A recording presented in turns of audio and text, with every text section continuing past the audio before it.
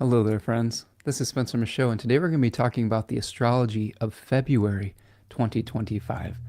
I hope that you're having a wonderful afternoon out there. We're going to be going on a journey today. We're going to be talking about the different lunations, the new moons, the full moons, the quarter moons, the ingresses of planets into new signs. We're going to be talking about solar phases this month. A couple planets stationing direct, Jupiter and Mars. That should be interesting. We've got Cazimi. Saturn's going under the beams. We've got out of bounds planets. We're going to break it all down for you in the next few hours. So if you are joining me here today, please let me know in the chat. I always love seeing my friends in the chat and knowing where you're stopping in from. I love the globalness of this show. So yeah, just let me know that you're here in the chat. Before we get started today, we have some announcements. Some pretty cool announcements, I think. There's some really cool stuff going on here. So, Astrology of February 2025, but I have some new offerings for you. First of all, you can find me over at spencermichaud.com, and you can follow me on Instagram at Spencer Michaud, or go over to Facebook, or go over to Twitter, or go over to Blue Sky, whatever social media outlet you use. I'm on most of them, so check me out over there. You can, of course, sign up for a reading at spencermichaud.com. There are all sorts of different offerings, including Mythos natal readings, where I unpack your natal story and help you find some context to all the things that are going on in your life through the language of the planets and the stars. There's also a Kairos reading where you can kind of get a jump on the couple months ahead here.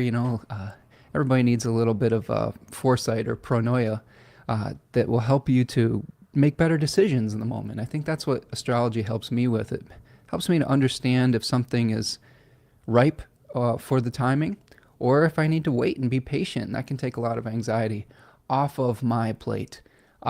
You can do a quarterly check-in. If you have a specific question, check out the oracle reading. That's a good one. If you just have one specific issue and you're like, what does astrology have to say about this?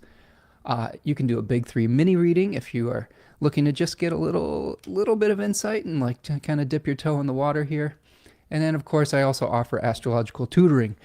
If you want to learn more about astrology and you want to work with me, I love teaching. I love creating curriculum, and I'd be happy to be your guide and accountability partner. Of course, we've also got friends, these integrative divination guided group study classes, and I am super excited because I have a new one that I am launching this week, and that is The Lord of the Rings. So we are going to be going on a year-long journey reading The Lord of the Rings together as a group. Now, I've been going on a journey with The Hobbit over the last few weeks, taken a really awesome group of people through this book, and we've learned a lot of the myths associated and that influence Tolkien. We've helped bring all of this lore into context. We've dug out pieces to help us with our everyday lives. We've connected it with astrology. We found a way to connect the natal charts of the characters while translating for the time difference between Middle Earth time and basically our lived time here in our current present moment. It's pretty cool. We've been connecting that with the actors in the films. We've been comparing the films with the lore in the books. We've been reading critical essays. It's been super fun. And this is just the beginning, because we're going to be diving into this beast of a tome right here, The Lord of the Rings, for the next year. We're going to be meeting every second and fourth Monday of the month. We're going to be meeting over Zoom and, taking this book at hopefully an easily digestible pace. We're going to be reading about 40 to 50 pages between each session. So that roughly translates to about 20 to 25 pages a week, maybe 3 to 5 pages a day. But this world is so vast. I am really excited about diving into it. I have a dragon's hoard worth of supplementary material right next to me. I'm gesturing over here because there's just a pile of Tolkien essays and books. I recently purchased the history of Middle Earth and all of that Christopher Tolkien work, and I'm diving into that, the Silmarillion, all of these things to bring context to these wonderful stories that many of us are familiar with and love and hold dear.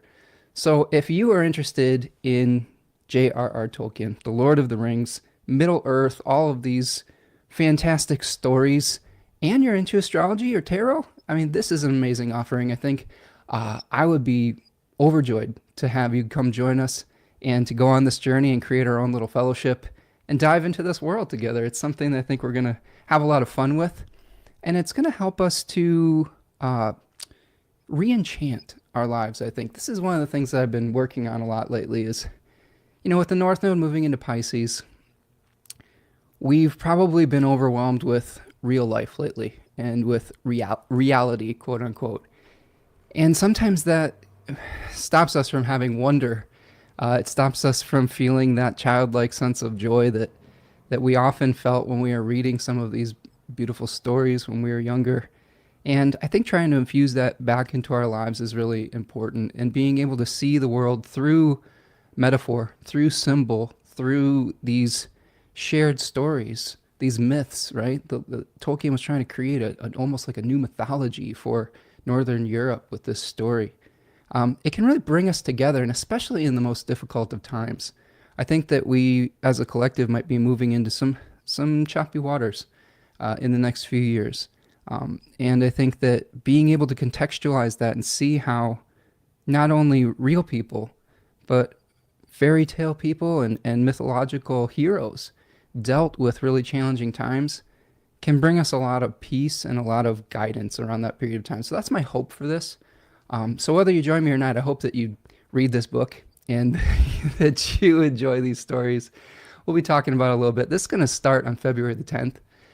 So you got a little bit of time to figure it out, but reach out to me if you have questions. Payment plans are available. Even if you want to do like just a once a month payment for the entire year, that's fine. I just want you to be able to participate, and I want you to be able to go on this journey with me. So reach out to me, Spencer Michaud Astrology at gmail.com if you have more questions, and then click the link in the chat here today.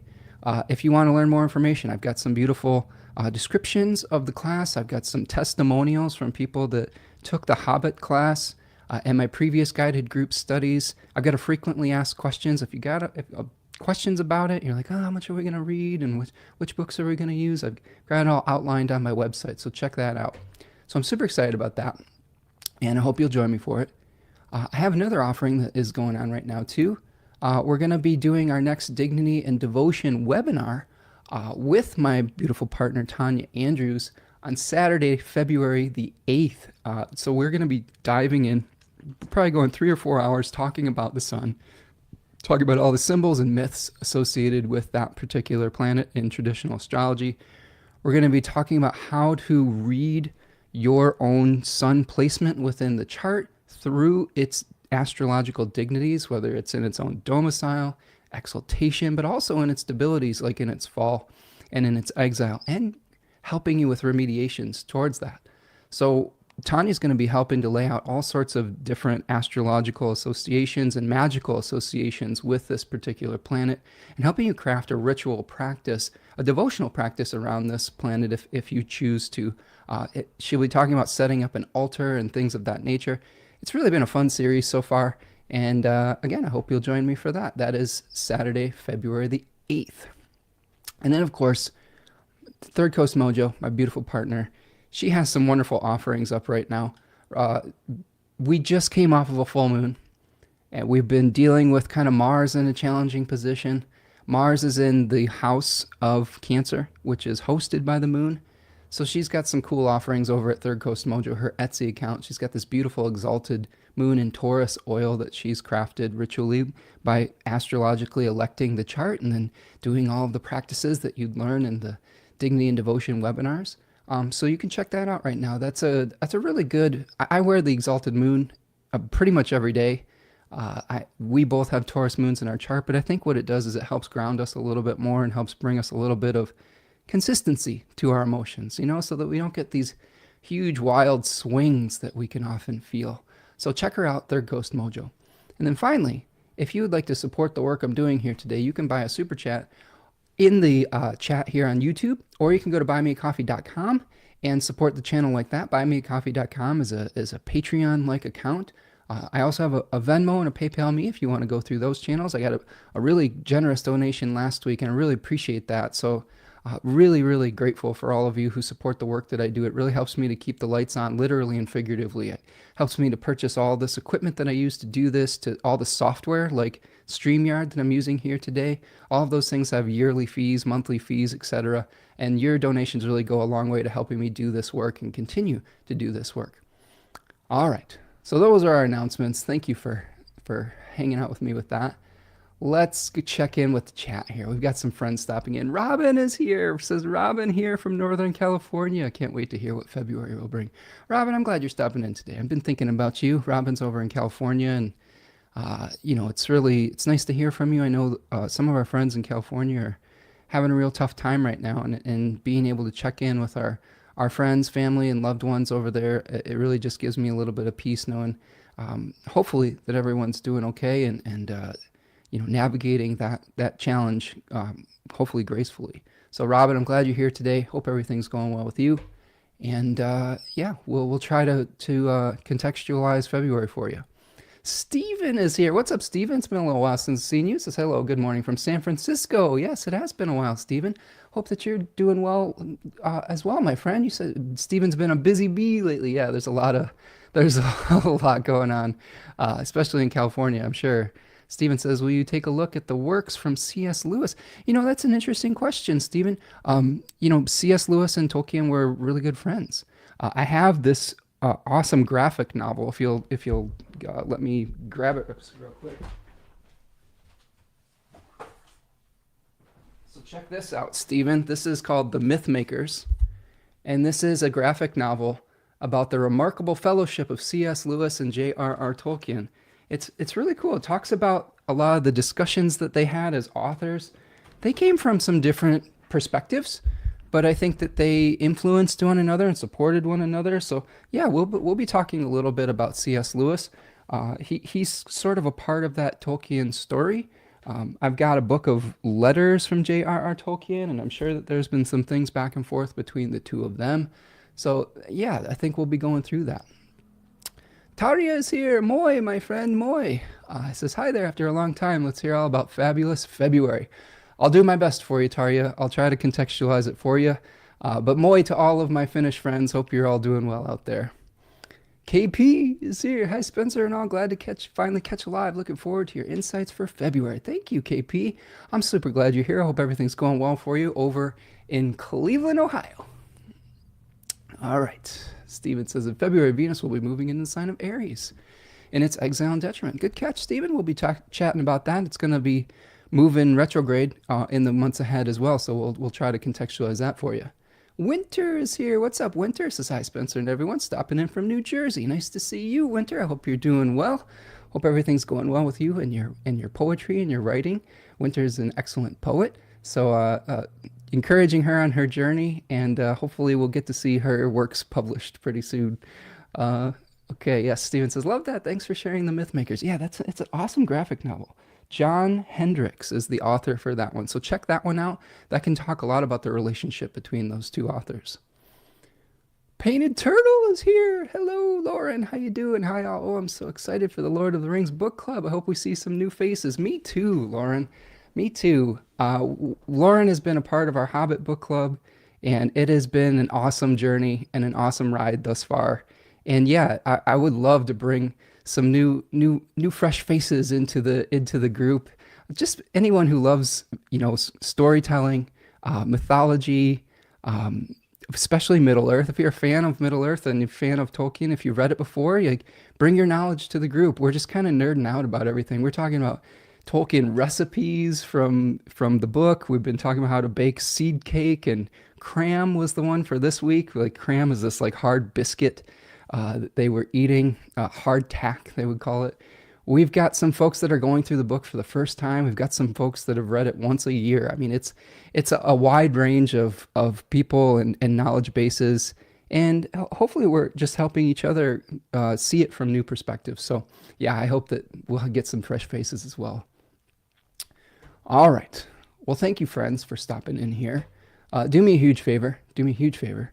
Before we get started, if you're not signed up on the email list, please subscribe to that. And like this video. It's super easy to do. That's the easiest way to support the channel, to like the video, subscribe to the channel, subscribe to the newsletter so you know when new things are coming out, and you get a 10% discount when you sign up for the newsletter on any reading moving forward. So check that out. All right, friends, I've got a few big picture thoughts for you. Big picture thoughts.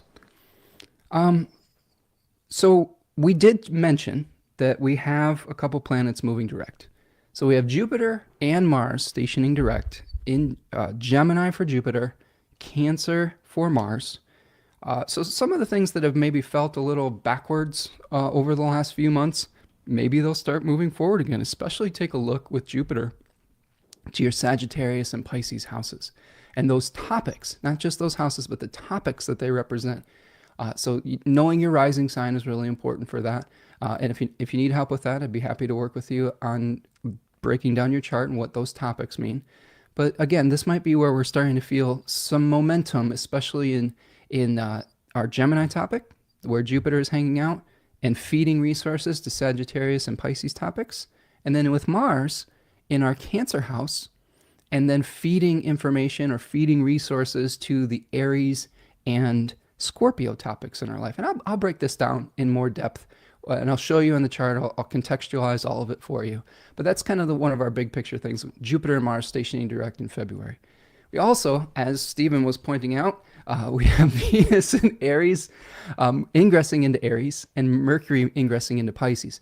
Now, these are two challenging positions for Venus and for Mercury. Venus is in its exile in Aries, which it's in the house of Mars in Aries. So Venus usually likes to bring things together. It lets things come to her in its best form most of the time.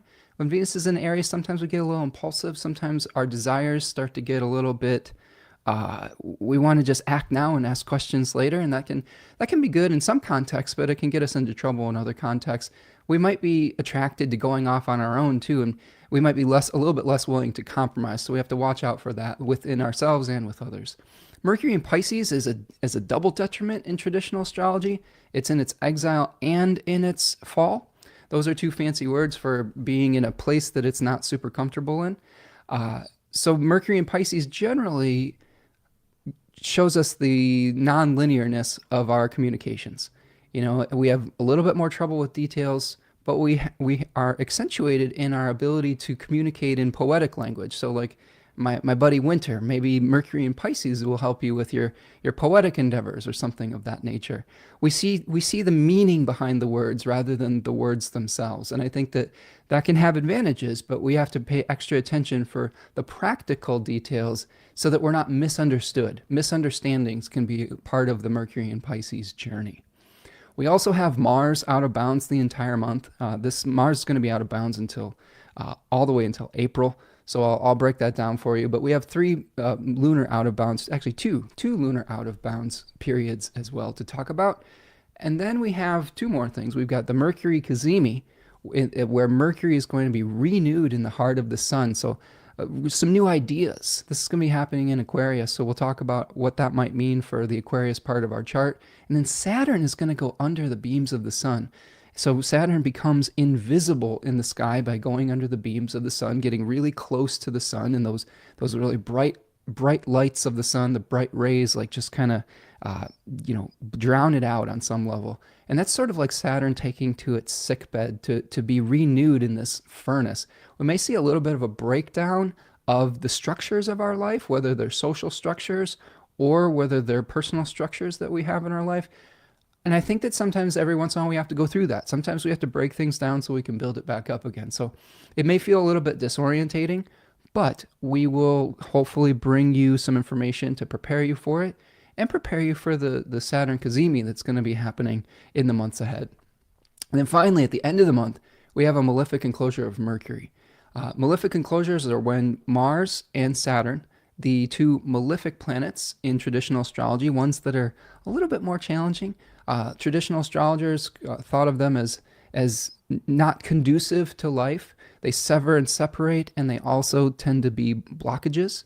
So we can feel like we're kind of hemmed in with Mercury for, it's only a couple days, it's only 2 days, but knowing that, and knowing that your communications may be stilted or blocked or something of that nature, or even commerce with Mercury, knowing those dates can be really important. So that's going to be the 23rd through the 25th. So I'll break that down in more detail as we go forward today. So those are our big picture thoughts, and I'll check back in with our chat here. Let's see. Stephen says, I'm a bit anxious, excited for my 55th birthday on March 2nd. Happy early birthday, Stephen. Solar return chart will be a flip of my date. We'll have Gemini rise and Mercury in death in the 10th. Ooh, you're going to have an interesting solar return this year, my friend. Lawrence says, one thing worth noting is astrologically, Tolkien began the book during a Pluto out of bounds period, which lasted from 1938 to 1953. And he didn't publish The Lord of the Rings until 1954. We will be collectively going through our own Pluto out of bounds period from the August of this year until 2035. I wonder if another little inkling won't be made during this period. Inklings was Tolkien's writing club. Ooh, that's cool. Maybe we can be the little inklings, right? Maybe we could parlay our knowledge, our new Tolkien lore knowledge into some writing of our own. That's pretty cool. Yeah. So it's neat that we're kind of going through this with Pluto going through its out of bounds phase too. I think those stories are really, I think they're going to be poignant for the times ahead for sure. All right, friends, we've got some nice conversation going on in the chat. Let's focus in on some of our lunations this month. So we've looked at those big picture thoughts. A month with certain planets stationing direct, other planets renewing themselves, other planets dissolving their structures.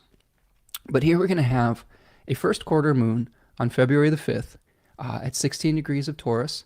So that's first quarters are squares. So this will be trying to get something moving out into the world, maybe crafting some new routines that will help us move from point A to point B. We have a full moon on February the 12th at 24 degrees of Leo.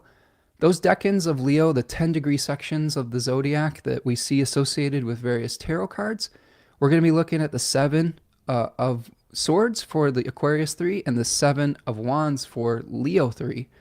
Those two cards talk about, whether to stand your ground and defend a belief that you hold sacred, or to move on and say, you know what, this isn't a battle I'm going to fight. I'm getting too frustrated. I need to move on and head off into the unknown. So we'll try to break that down for you.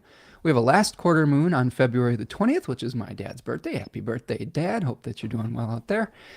2 degrees of Sagittarius squaring the newly ingressed Pisces sun at that point.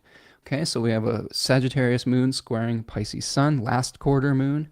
Maybe some challenges around our belief systems and moving towards our goals and letting go of some of the repetitive narrative loops that might be blocking us from manifestation. We have a new moon on February the 27th at 9 degrees of Pisces. So again, that decan, eight of cups, and we might be trying to work through some feelings of wanting to leave the physical world behind and chase those siren songs that might be calling to us from beyond. A lot of times it's leaving to find some meaning in our life. Like we've made some material achievements, and then it just isn't bringing us the satisfaction that we hoped for, and we go off and search for a new journey. So those are our lunations for the month, our quarter moons, full moons, new moons, etc. We have a number of ingresses this month. We have Venus moving into Aries on February the 4th, Mercury moving into Pisces on February the 14th, and then the Sun moving into Pisces on February the 18th. We'll talk about all that as we get into our granular details. And we have a number of solar phases this month as well. Solar phases are when a planet either goes direct or retrograde, or goes into under the beams, or emerges from the beams, or conjoins the Sun in the Cazimi phase. So on February the 4th, we have Jupiter stationing direct at 11 degrees of Gemini. This has been sort of a challenging place for Jupiter. It's Jupiter in its exile. Generally, Jupiter likes to bring all of the elements together to achieve a specific purpose. when we have Jupiter and Gemini, our attention gets split in a lot of different directions, and we're expanding our options to the point where sometimes it's hard to achieve anything, and we're feeling like we're just spread too thin, and we've got a lot of thoughts that are keeping us up at night. And with Jupiter stationing direct, we might start to understand which of those ideas, thoughts, directions we need to let go of, and the ones that we want to pursue. Okay, so those can be some really positive movements where we can start to understand what we need to do, the information that we need to move forward, and then sort of clear our minds the rest of the way. I think that can be really helpful, creating space. February the 9th, we have Mercury making its cazimi, its conjunction with the sun, or in the heart of the sun. That's what cazimi means, in the heart. And that's happening at 20 degrees of Aquarius. So this is going to be a really pivotal moment where we're going to get a big download of information, especially of how to move forward, how to move on, how to unravel a knot. Austin Coppock called that decan The Knot in 36 Faces, his wonderful book about the decans. So how are we going to unravel a sticky situation that we've maybe had going on for a long period of time that's led to some frustration? We might get some new ideas with a burst of insight around that period of time. And then on February the 27th, Mercury is going to emerge as the evening star out from under those beams and become visible again at 24 degrees of Pisces. So that's where we might start to see those results from that moment that we had at the cazimi. And then finally, also on the 23rd, let's go backwards in time here.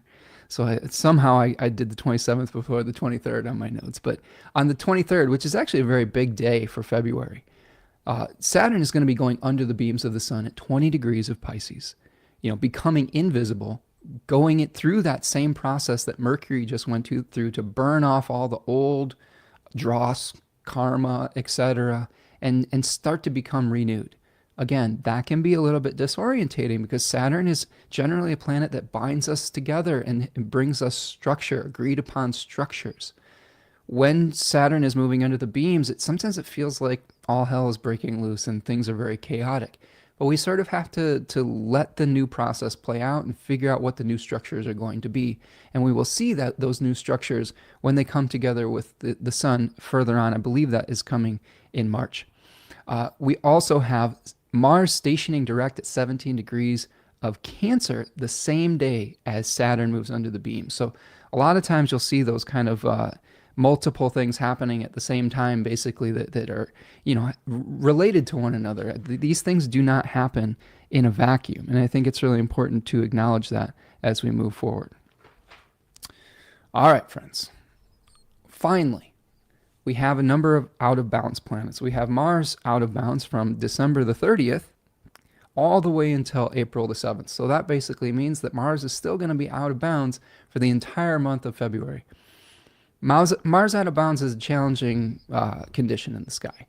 Out of bounds planets generally are acting outside the normal constraints of social expectation.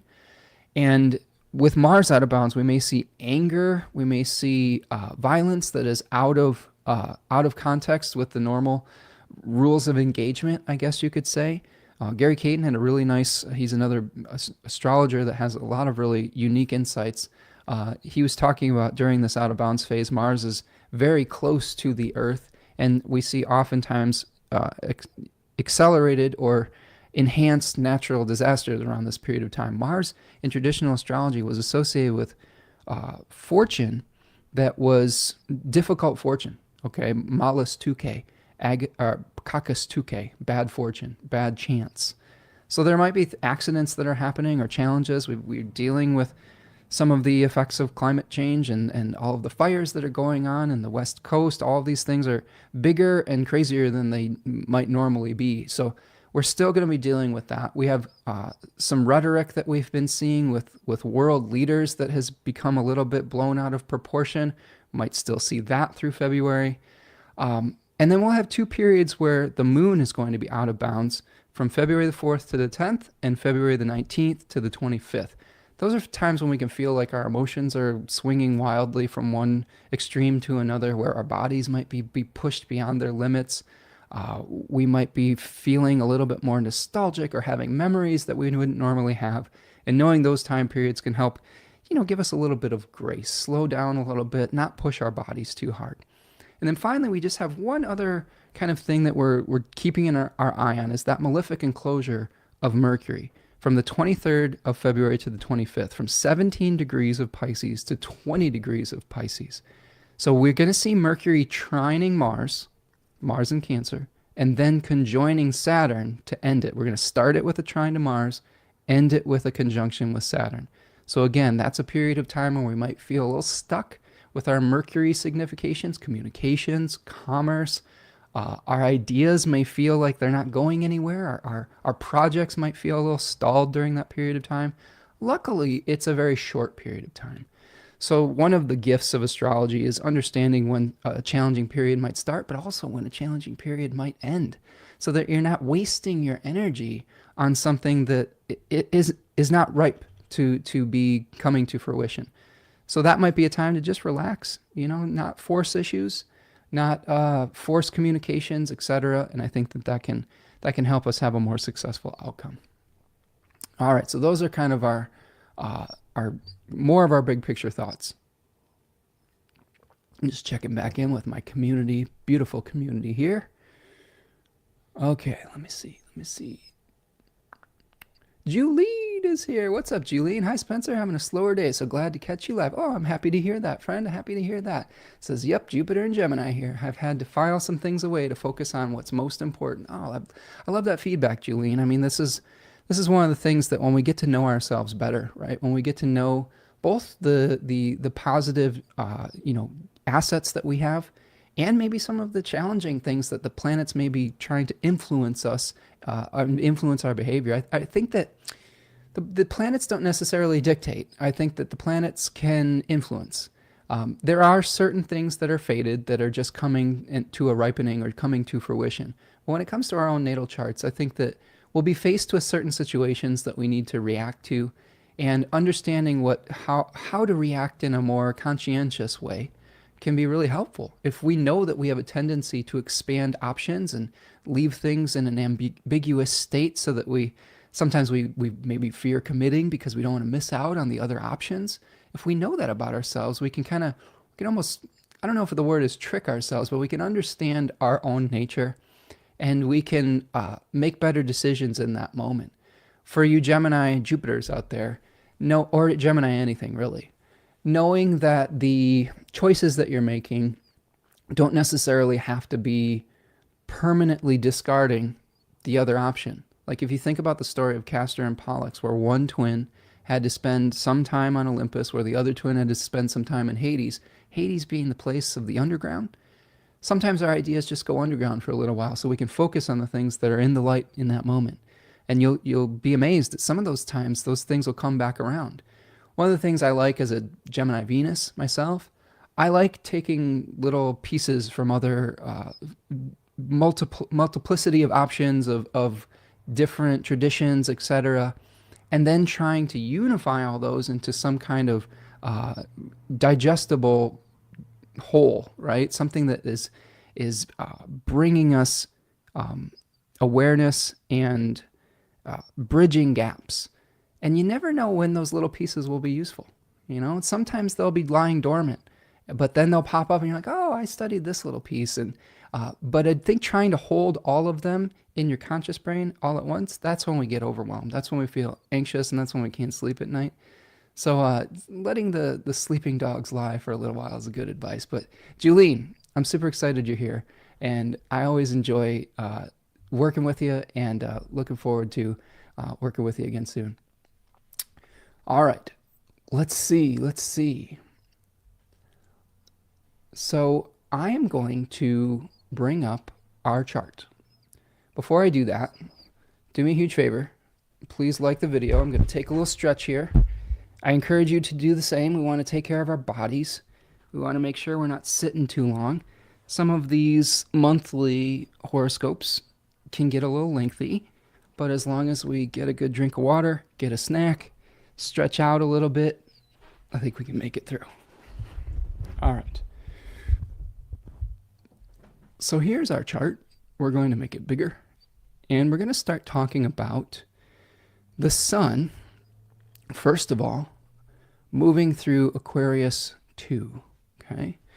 So the way that I like to break down my monthly horoscopes, forecasts, etc., is contextualizing all of the more minor aspects, the relationship between the planets on the canvas of the solar decan that we're going to be experiencing. Because I think what that does is that brings a big spotlight onto what we're going through as a collective. I think it just brings something up to our awareness that we're dealing with, and then everything else is kind of written on that page, in my opinion.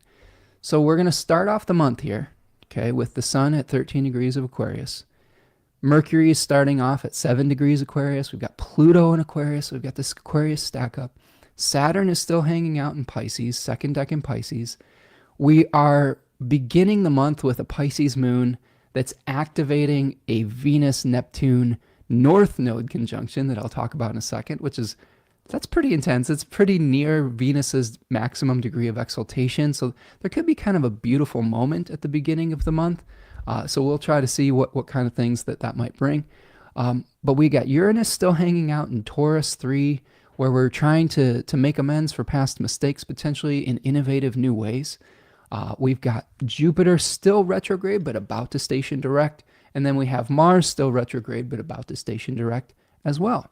Of course, those nodes have moved into Pisces and Virgo, the North Node in Pisces, increasing our desires for meaning in our lives, increasing our emotional sensitivity to others, our empathy, which can lead to challenges of its own. If we're empathetic, if we're sensitive creatures, sometimes that can make us absorb some of the suffering of the world, so we have to work through that also. Virgo is going to be on the South Node, or South Node is in Virgo, and that we might be processing some of our old habits, routines, maybe letting go of constrictive structures and ruts that we have in our life. That could be something we are looking through.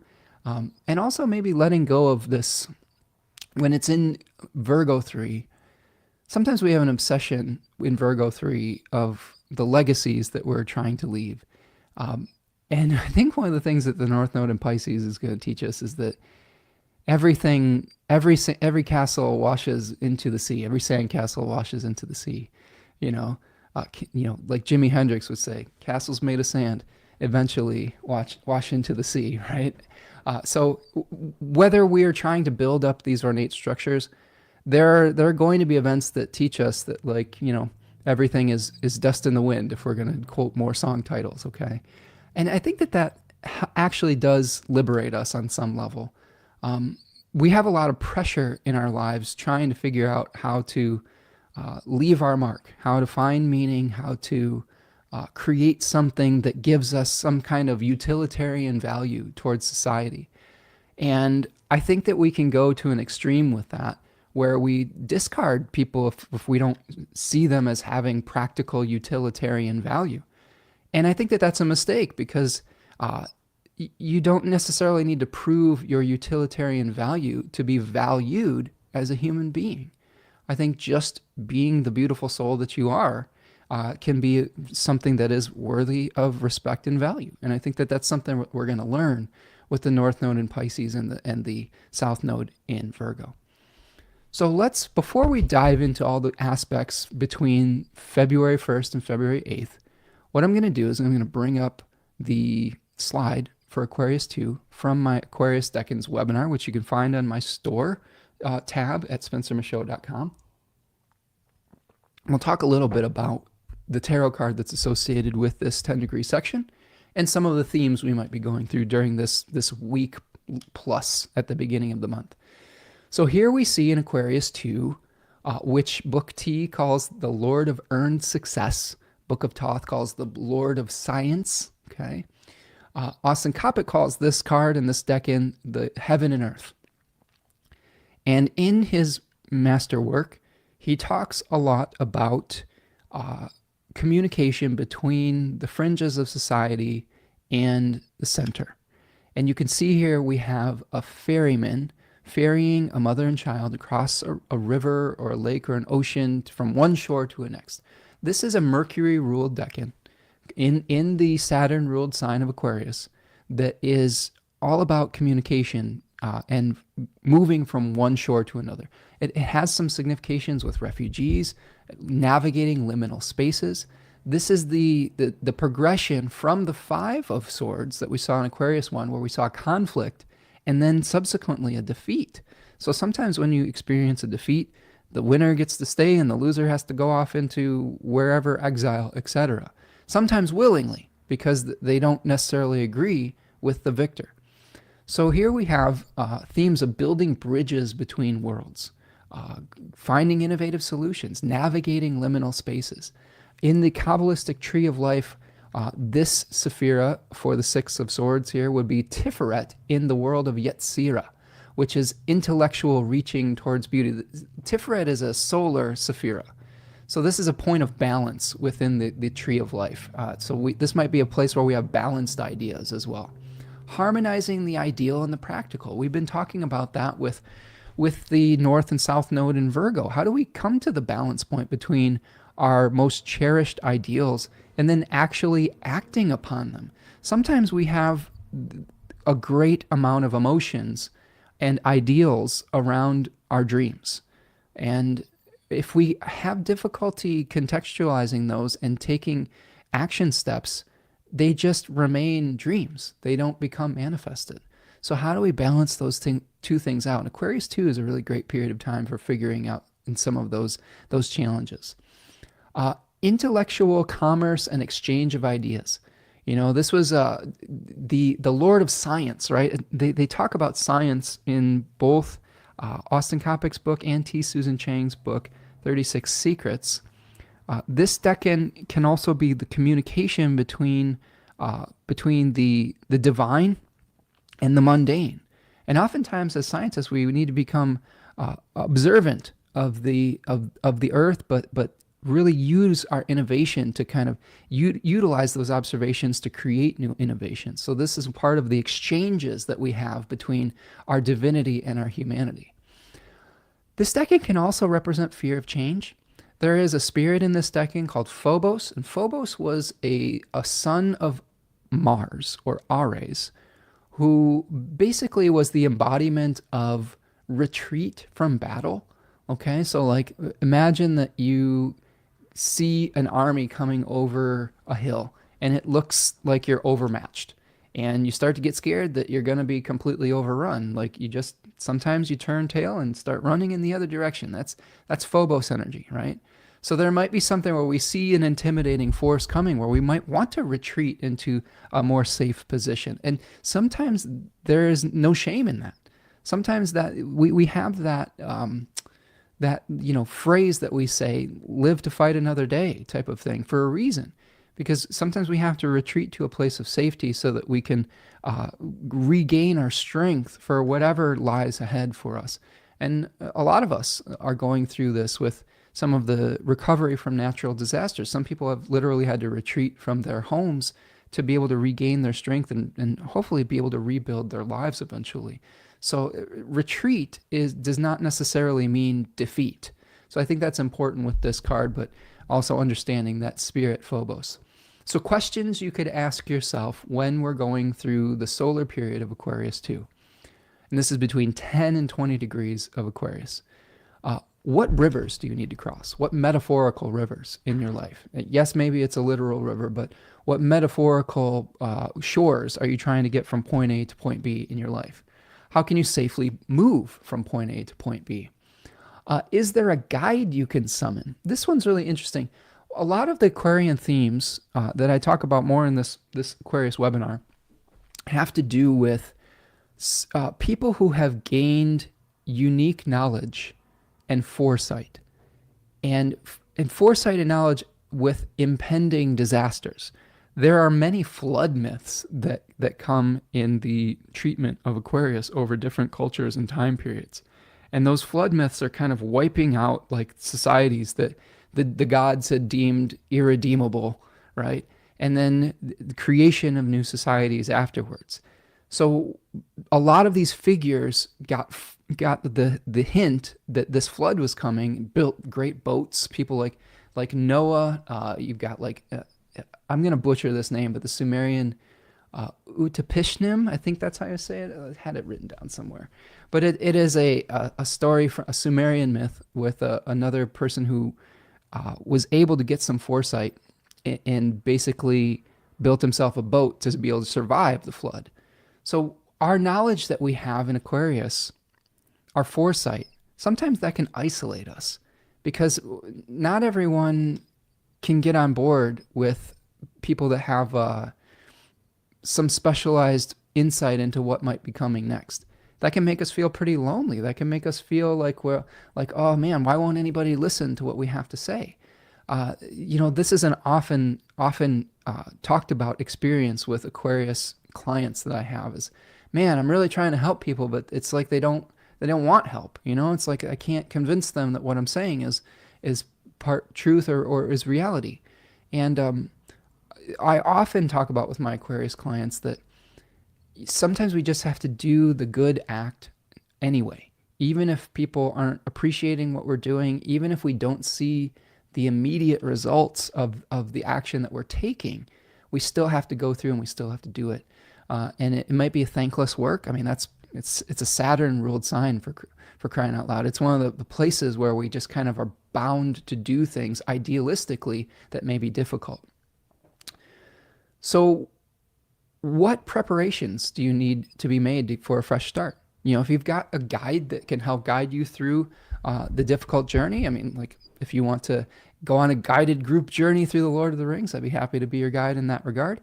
But what preparations can you make to make a fresh start in your life, to cleanse your life of things that no longer serve you? There's also a relationship with Hercules, with this sign related to one of his labors cleaning the Aegean stables, like the stables of giant, I believe it was a herd of giant bulls that had been defecating for thousands of years without it being cleaned. And Hercules literally diverted a river to clean out these stables with the promise that he would be gifted a part of the herd.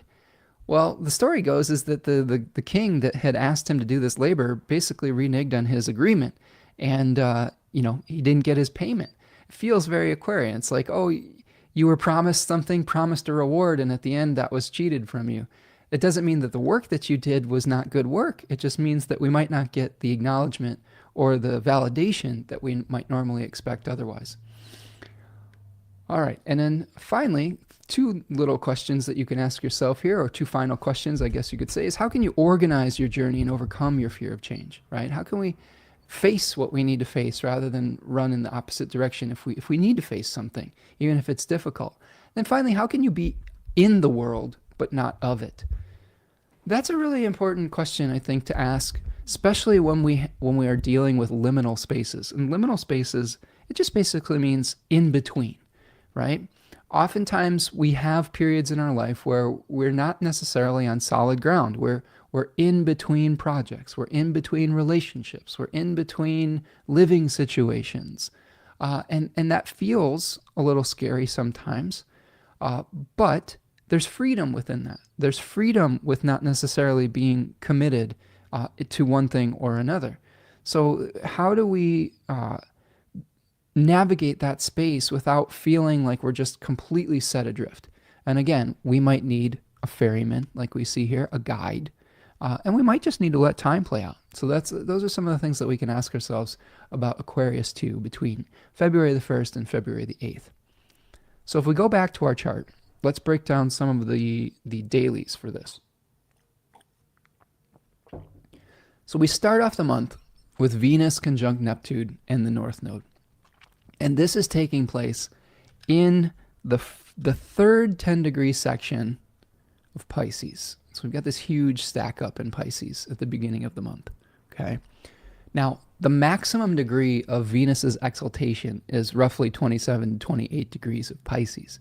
So this is Venus at her most powerful, her most exalted. She is the honored guest in the sign of Pisces. And she is going to be making a conjunction with a planet that is very idealistic. So a Pisces Venus often will bring us dreams, right? Think about the 10 of cups card, the visions of rainbows, right? Um, I'm thinking of Kermit the Frog. What is his the Rainbow Connection? It's sort of like that, like that kind of vibe. Think about John Lennon's Imagine song, where he's extremely idealistic about peace, about people getting along, about the world that he wants to see and the world that he wants to create. Now, when we combine that with Neptune, we may be having just these fantastical visions. Another person that comes to mind that has Venus around this place is John Williams. It is an epic placement, a universal placement. John Williams is, of course, the composer that wrote all the soundtracks for Star Wars, Indiana Jones. I believe he did Close Encounters of the Third Kind, if I'm not mistaken, Jurassic Park. He just created the most epic soundtracks. So we may be having feelings of epicness, but we have to be careful about chasing after them necessarily with Neptune in the mix, because we could be getting a little bit too idealistic about what is or is not possible. And that is going to be increased to its maximum with the conjunction with the North Node. We may desire this spiritual crusade very deeply. There are stories in the Eastern astrological tradition about the nodes, Rahu, North Node, Ketu, South Node, where we have a demon that had consumed the elixir of life, of immortality. And after he had done this, the authority figure basically severed his head from his body because he said, "You can't be immortal." But he had already consumed that elixir of life, so he didn't die. So he's now this disembodied head that can never be satisfied because he doesn't have a stomach. Okay? We might be wishing for some kind of idealistic dream around the beginning of the month, but it might be one that is very difficult to get satisfied. It may be something where it's just blown into a ridiculous proportion. Now, luckily, Saturn is co-present with this stack up, hopefully giving us a little bit of a reality check and saying, hey, don't get too big for your britches, basically. Like, there are rules for incarnation. There are time rules for manifestation. So I think that that's going to help a little bit. But I think that this is a very idealistic beginning of the month. Let's see. I'm just checking in with our chats here. Lauren says, I feel like with Aquarius, even though you feel a Saturnian responsibility to the crowd, working from your own heart and your own vision is the best way forward. There's one idea that unless we all are free, none are free. And there's the higher knowing that we are already free, such as stated in the Bill of Rights, an inalienable inherent right. Aquarians have a better success rate, showing that they are already free and living from that space. They live best by example, I think. I like that. Yeah. I like those reflections, right? And I like the idea of, unless we are all free, none are free. That's going to be really important, like helping our neighbors during these upcoming challenging times. Whatever aisle and political spectrum that people fall on, we're dealing with some really difficult challenges, especially when it comes to our changing planet and the natural disasters that we're going to be dealing with moving forward. And I think that creating community and helping our neighbors, helping people who are experiencing misfortune is going to be really important moving forward. Julene says, I have mutable angles, always in the in-between in some way. The only knowing I know for certain, for me, is that change is coming. It's like always being in the batter's box, waiting to hear, batter up. Yeah, Julene. And speaking of baseball, we lost an icon this week in Bob Uecker, who was the announcer for the Milwaukee Brewers, one of my favorite baseball teams. Used to listen to the Brewers growing up in Wisconsin.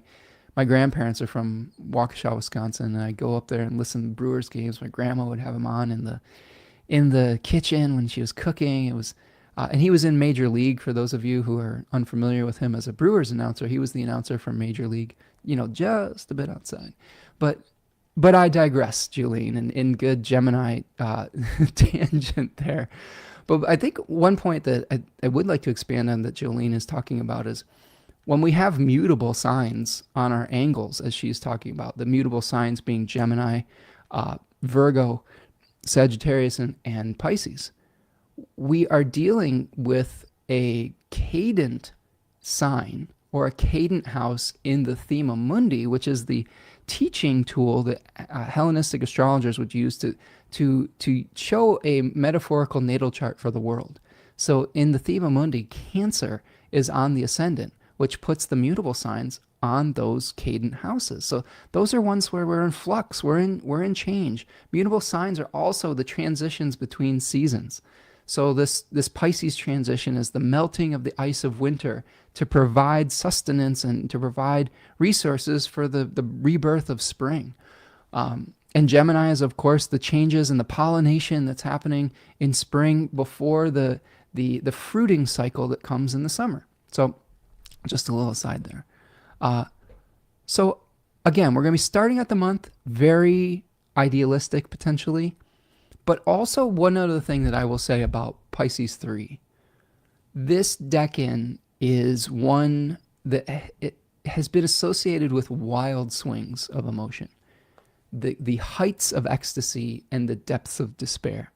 And I've been talking to various clients that some who have these Piscean placements about maintaining hope, even if we're taking on the suffering and the weight of the world.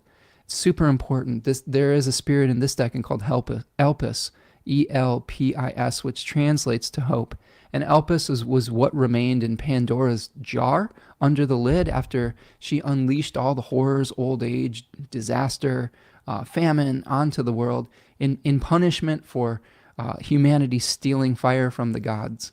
So how do we remain hopeful even when we're experiencing all of these super challenging things that are going on in our world, like war, disaster, violent rhetoric, all of these things that create anxiety in our worlds, right? So I think that one of the things that we need to be able to come into alignment with, and I talked about this a little bit last week, but it's Pisces to me is about being able to see the fabric that holds reality together that isn't always necessarily visible.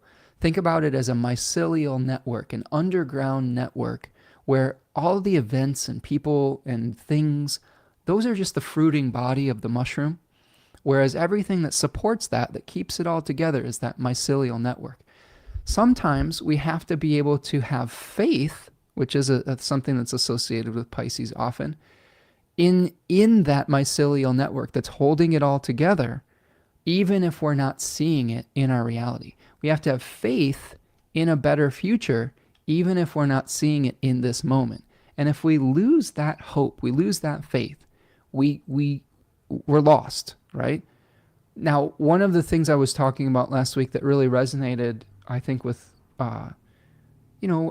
with our audience here, but also just it was a really light bulb moment for me, was I was reading an article about how different faith leaders are dealing with climate change. And one of them was talking about having hope and faith, but in a detached manner. Hope without being attached to the result. Because oftentimes the actions that we take, especially when they're macrocosmic actions, big changes, they often don't show us the results until far off in the future. Maybe not even in our own lifetime, maybe not even in our own generation, but we still have to take those actions within the graces of faith, because we believe that life is sacred and we believe in passing on a better world to our children, grandchildren, and to other people's children and grandchildren. Okay, because we're all connected with that mycelial network, right? And you can even go so far as we're connected over life and death. So these are the things that I think are really fascinating explorations metaphysically to explore. But I think the essence of this is, how do we have faith in things that we can't necessarily see, but that we still have to take those positive actions moving forward to help each other. Lauren says, oh yes, the Thema Mundi. Look at your Cancer rising friends and you will see a very strong worldwide collective themes throughout their lifelines, the collective energies of our world family emptying into their oceans. Spoken like a true Cancer rising, Lauren. So you are gracing us with your Thema Mundi-esque wisdom, my friend, and it's appreciated. So I love those realizations here. Okay, so that's the beginning of our month. So let's move forward to the 3rd, and we're going to see Mercury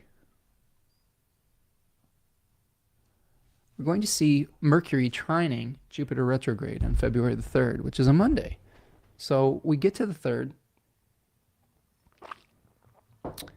and we've got this Mercury in Aquarius 2, okay, right here. And it's going to be trining Jupiter just before Jupiter stations direct.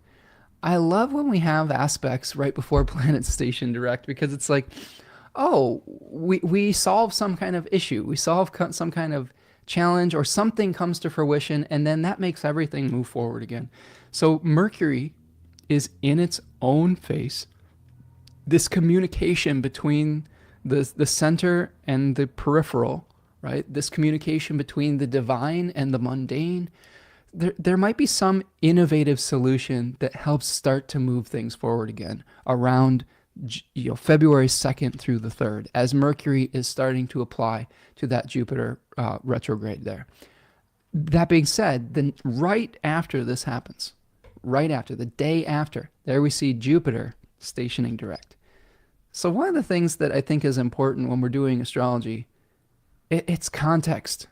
I can dump all sorts of information on all of you, but how do we contextualize it? How do we see this as a symphony being played out? How do we see one of these events connected to the other one?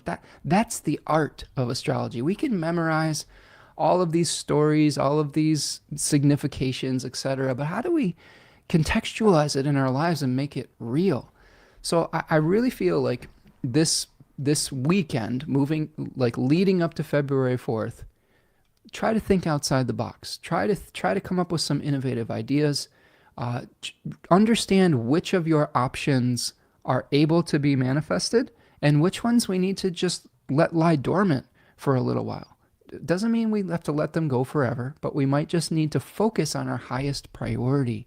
And that may help you start to move forward and start to create honor and merit in your worlds, which is a signification of Jupiter. How do we create unification? Jupiter was a great liberator. How do we create liberation? Remember, Jupiter is also named Zeus, okay? In the Greek tradition, Jupiter is the Roman name. So Zeus was a great liberator of his brothers and sisters from the bowels of Kronos or Saturn.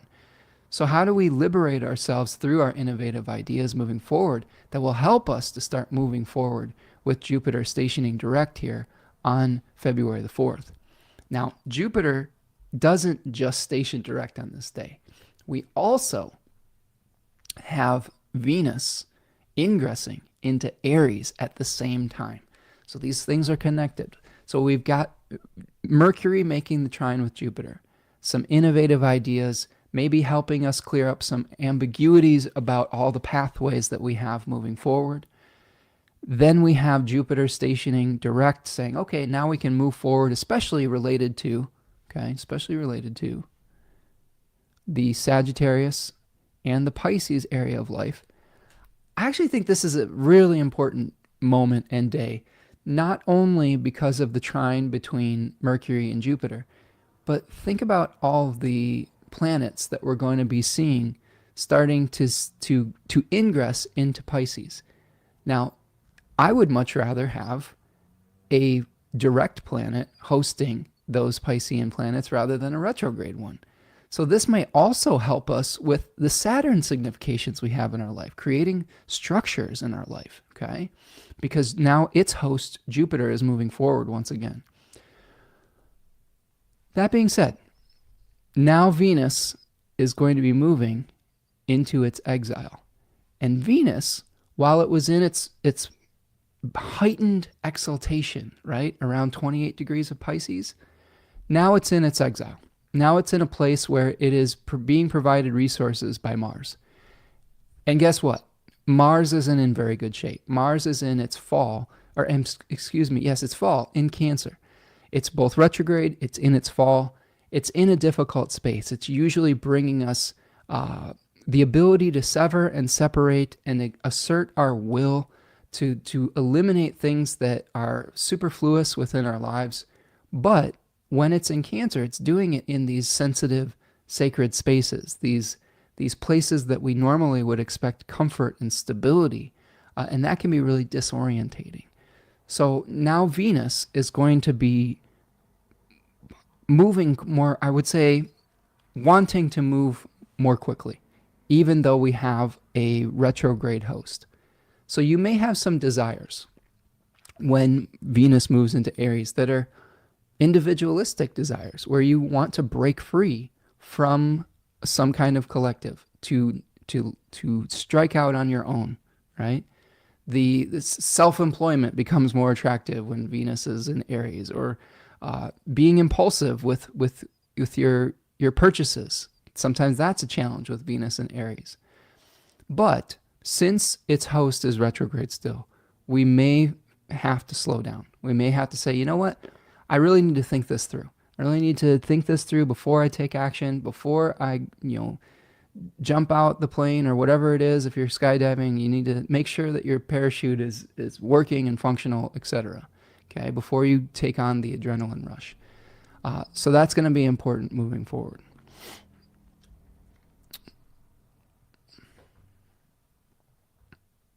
Lauren says, when a Cancer rising speaks, I'm like, oh dear, I better listen up. They have 1,000 keys of Chiron. They make amazing mundane astrologers. Nice. Well, I hope your ears perk up when you hear a Leo rising astrologer talk too. So I might be biased, but no, I'm just messing with you. So we get to the 5th of February, and we have the first quarter moon. So if I go back a few hours here, and we have the Taurus moon throughout all of this, okay, we're going to see at about 16 degrees of Taurus the quarter moon, okay. So here we have the sun at 16 Aquarius and the moon at 16 degrees of Taurus. And that's a square aspect between the two. The first quarter moon is generally a crisis of bringing something into manifestation. The light of the moon is waxing and increasing. So we are trying to bring something to its fruiting phase at the full moon. And of course, this is, I believe, the seed that was planted was the Aquarian new moon at about 9 degrees, I believe, of Aquarius in January, where we are trying to find beauty in exile, trying to find beauty on the fringe. That was a Venus-ruled decan of Aquarius, where we're maybe working with materials that are of slightly lesser value, quote unquote, like copper instead of gold, but we're still fashioning something beautiful from it. So this might be a time when we're trying to fashion something beautiful from things that others had discarded, but we have to find the right balance of our time, of work versus play with the moon in the second decan of Taurus. This is a placement that I live, basically. I have the moon at 15 degrees of Taurus, and I have learned that if I'm committing too heavily to one or the other, to play or to work, my spirit starts to flag, right? Like if I'm grinding away at work all the time and I don't take the time to relax or to play a game or to go for a walk, I just can't make myself do it.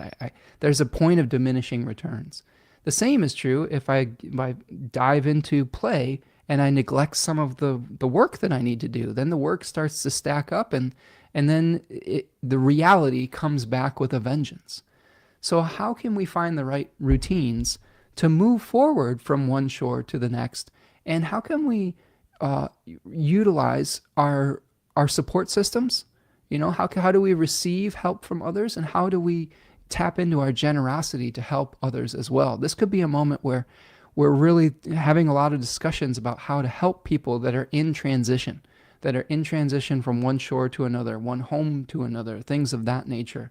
And of course, that's something that's very much on our minds recently because of people being displaced. So the moon's going to be applying to Uranus on that day, so we might have innovative situations and solutions to all of it, while Mercury is going to be starting to come and apply to the sun, getting ready for that Kazemi moment. So a lot of really good downloads around this day, but trying to move forward, okay, and create a positive routine and break up some of the ruts that we might be in.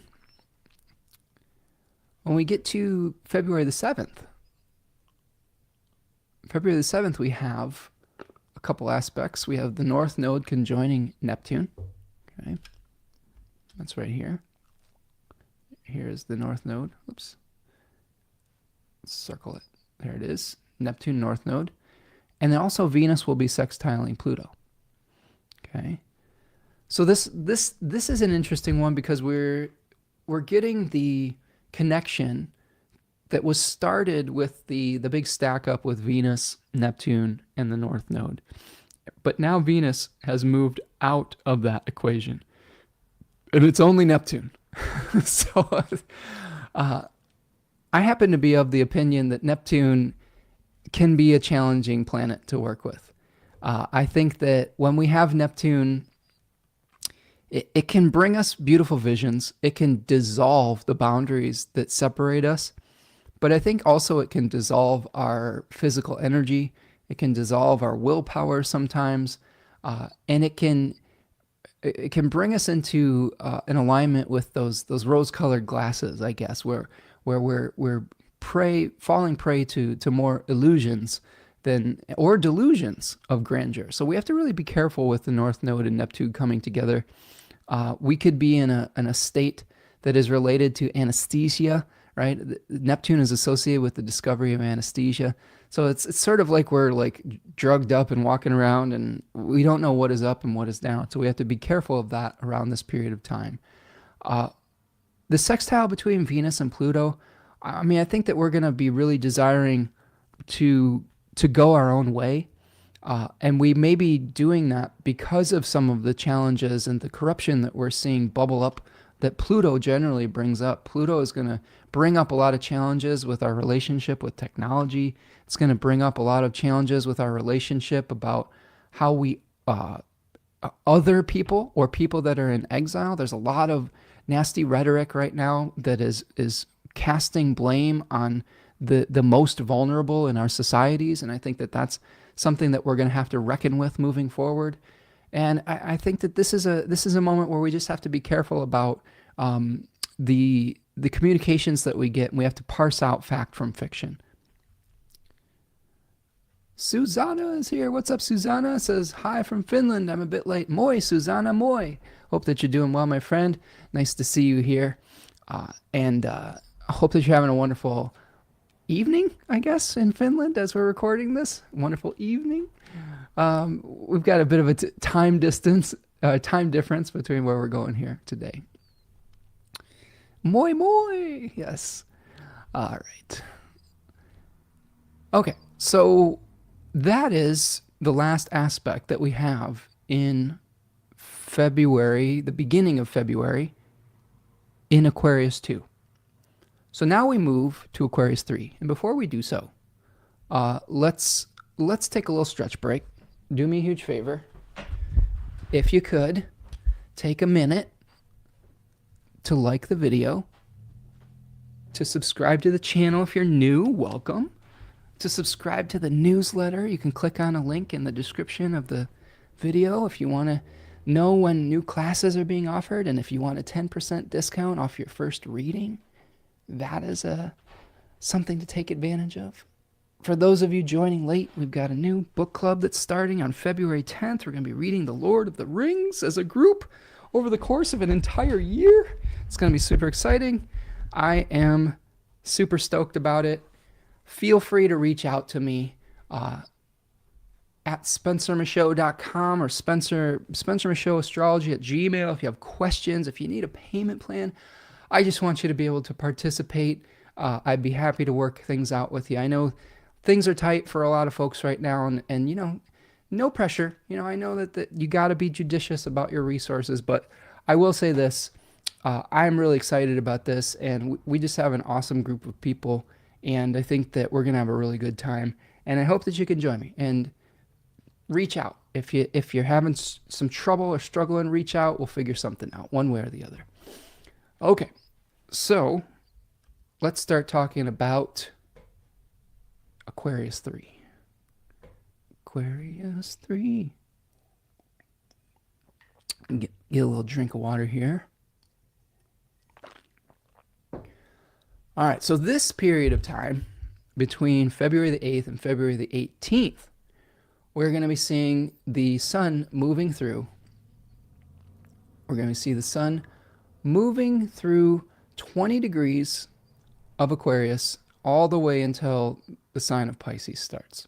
Okay, so let's bring to the screen Aquarius 3, and we will start breaking that down for you. Before we dive into the aspects, we want to understand the canvas and the context that all of these transits are going to be laid upon, right?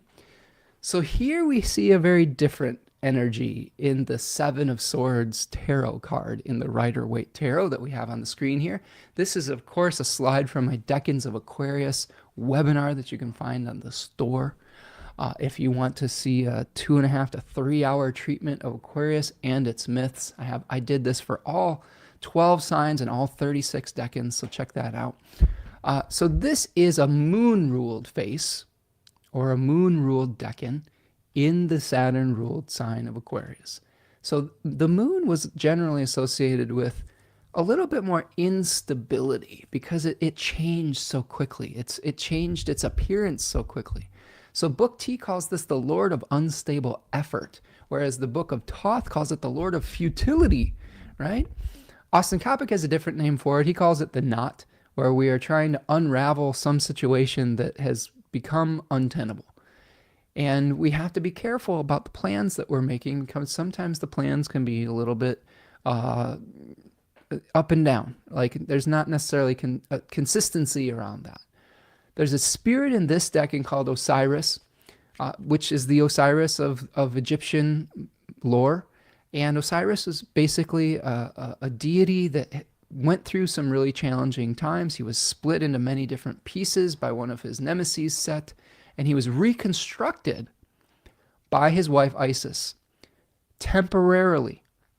He was reconstructed temporarily so that they could copulate, and that from that union, the next king, Horus, was born. After that, Osiris perished and became the lord of the underworld. So one of the things that teaches us, if we look to and to apply that to our lives, there may be situations that we're dealing with Aquarius 3, whether we have these placements in our chart or whether we're dealing with it through transit, where we have to revisit something that has been on our minds, that's been a challenge, that's been a sticky situation, but we have to visit it temporarily, not as a permanent reconstruction. We might need to review something and then let it go. We may be so frustrated with the situation that we're like, fine, we're not going to die on this hill. We're not going to fight this battle anymore, right? Sometimes you have to conserve your energy if there's a battle that you're fighting that you know that you're not going to win, or that isn't worth the collateral damage of fighting. Now here you see a figure that's sneaking off with 5 swords into the night, away from camp, with 2 swords left behind. So what knowledge can you bring with you from this revisiting? And what do you need to leave behind? What do you need to just say, you know what, I can't bring that with me? To me, this is sort of like if we talk about Lord of the Rings.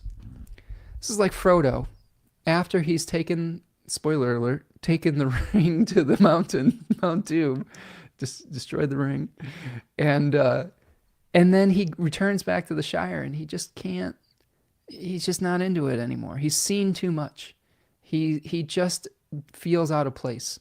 So he has to go off into the west, into the land of, I believe, or the land of the elves. He follows the elves into the afterlife, however you want to contextualize it, right?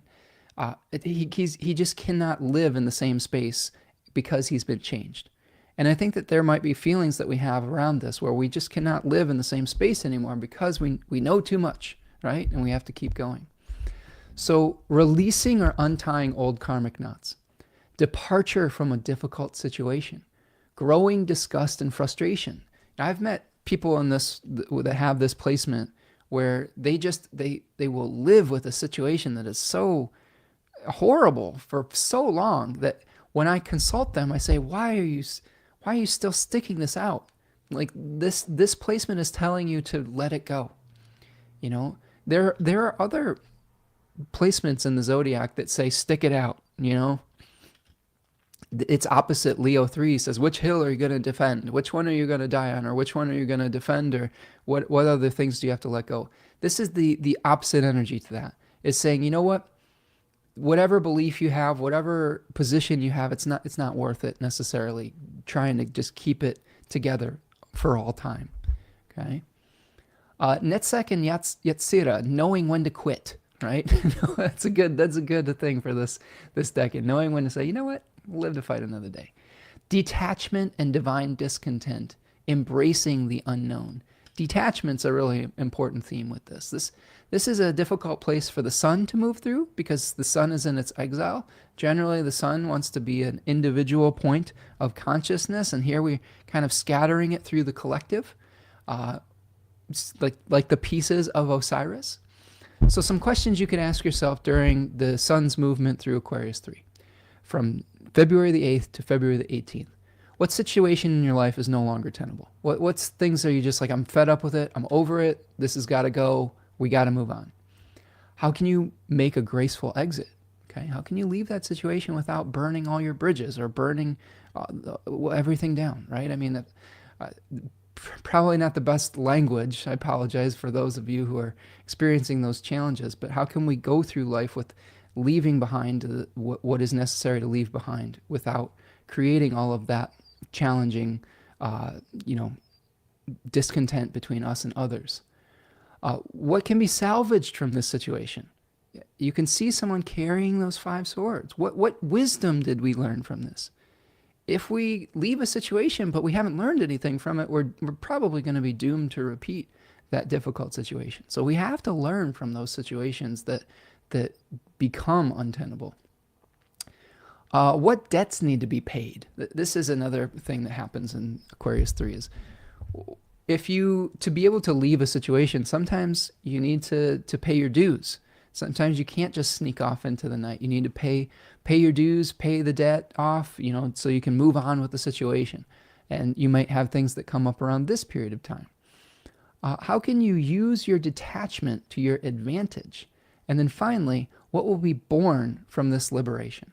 Okay, so there is advantage in being detached. If you aren't attached to a certain outcome, that means that your emotions aren't going to be swung wildly from one extreme to a next, depending on the outcome. There are certain things in our life that are out of our control.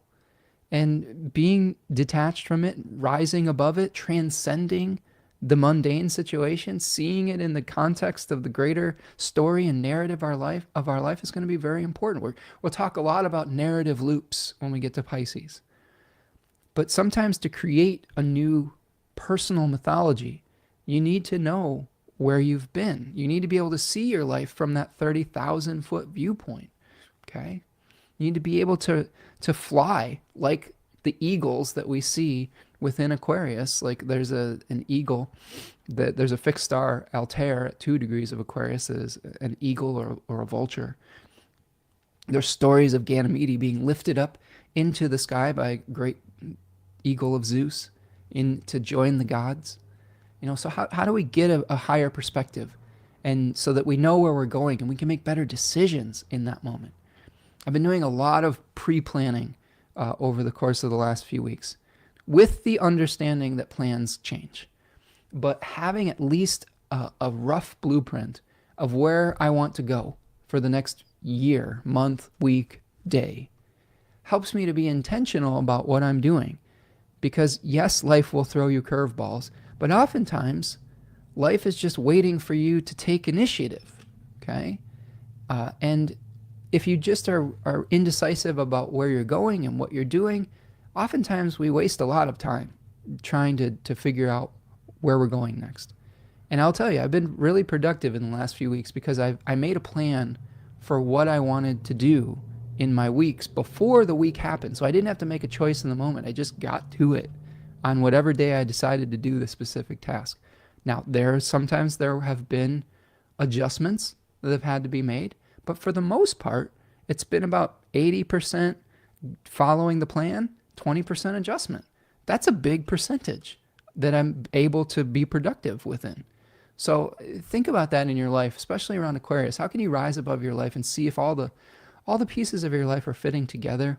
And where are you truly going? What brings you meaning and purpose? Aquarius is the Saturnian sign that binds us through belief, binds us through our ideals.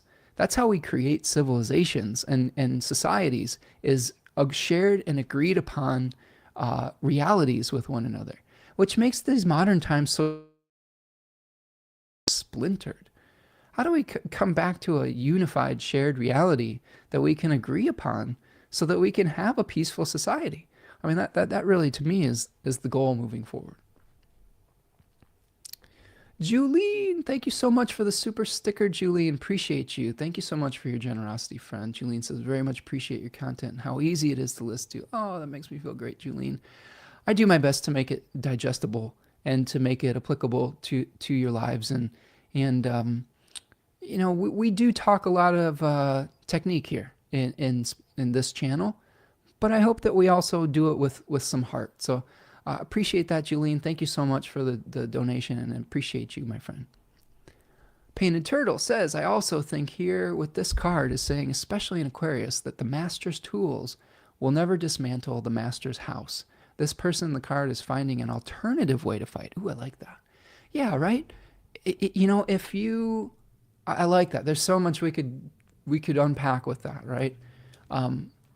We're heading into a period of history where we are seeing the rise in authoritarian leadership.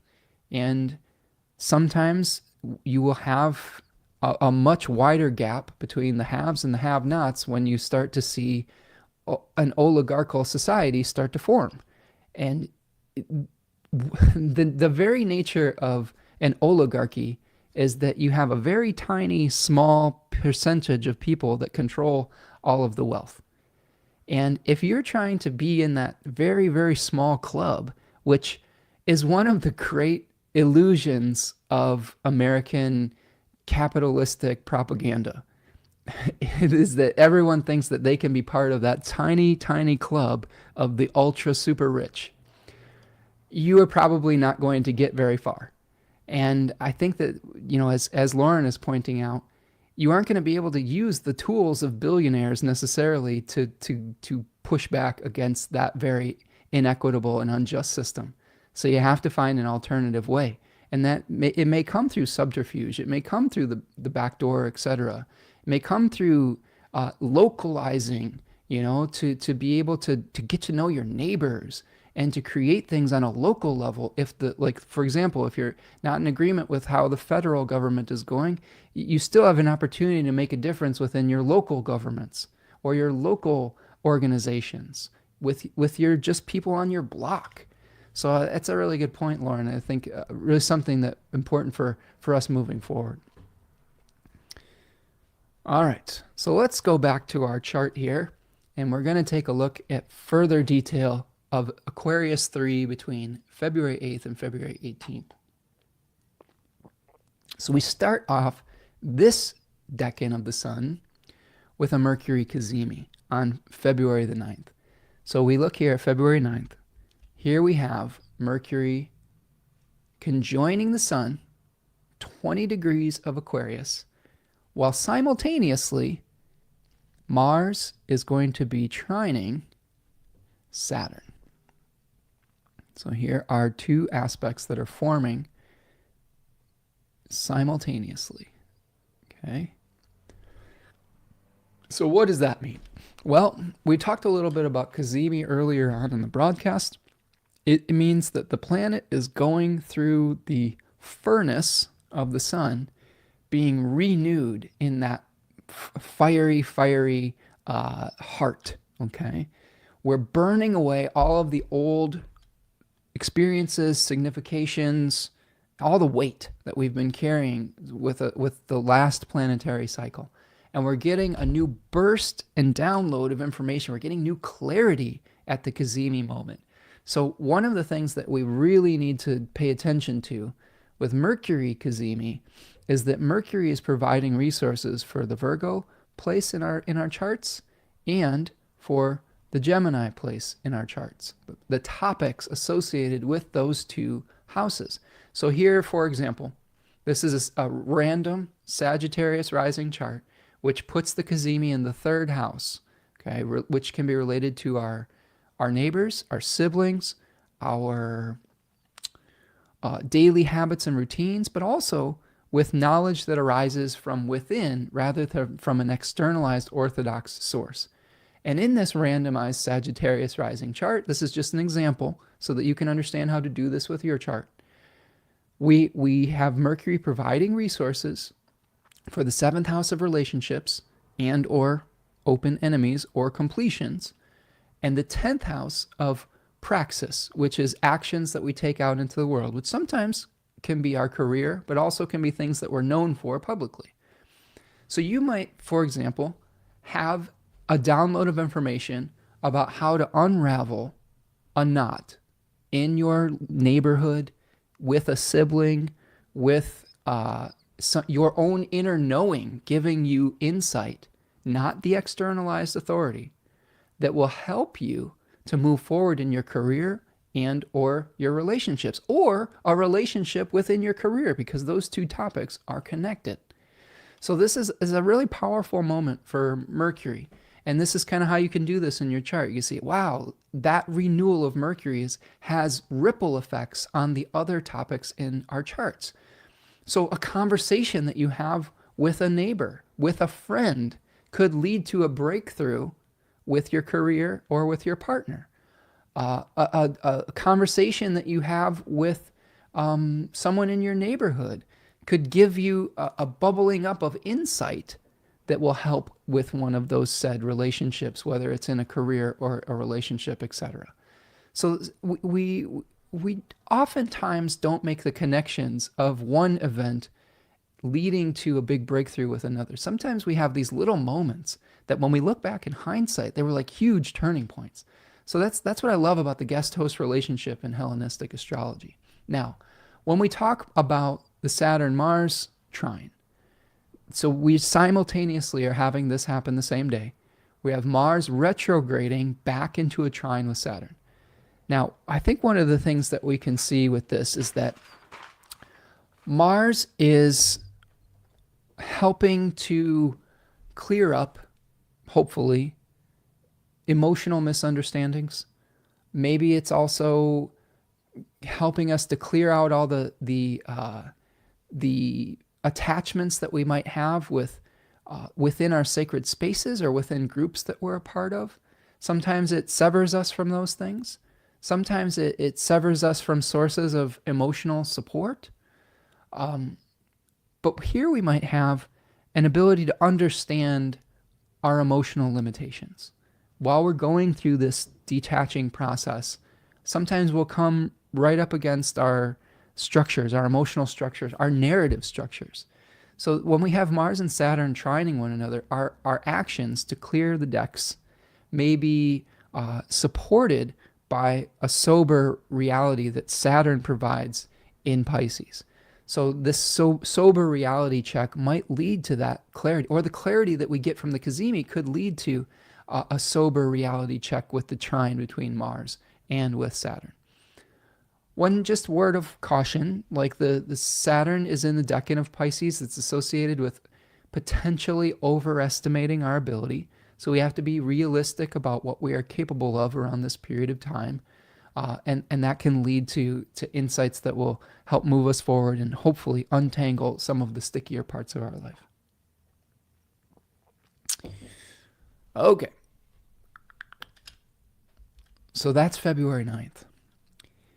If we keep moving forward to the 10th we start a series of days with squares to Uranus. So over February 10th and 11th, we have both these planets, the Sun and Mercury, that have just recently come together, joined together, and they are both going to start squaring Uranus. So, what does that mean? Well, this application is going to begin at the cazimi moment. It's within 3 degrees of the square to Uranus, that cazimi. So the realizations that we get may lead to these kind of shocking lightning bolts of awareness. Now, Aquarius 3 is really about detachment. Taurus 3 is about atoning for past mistakes, evaluating our material processes, being patient with a material process.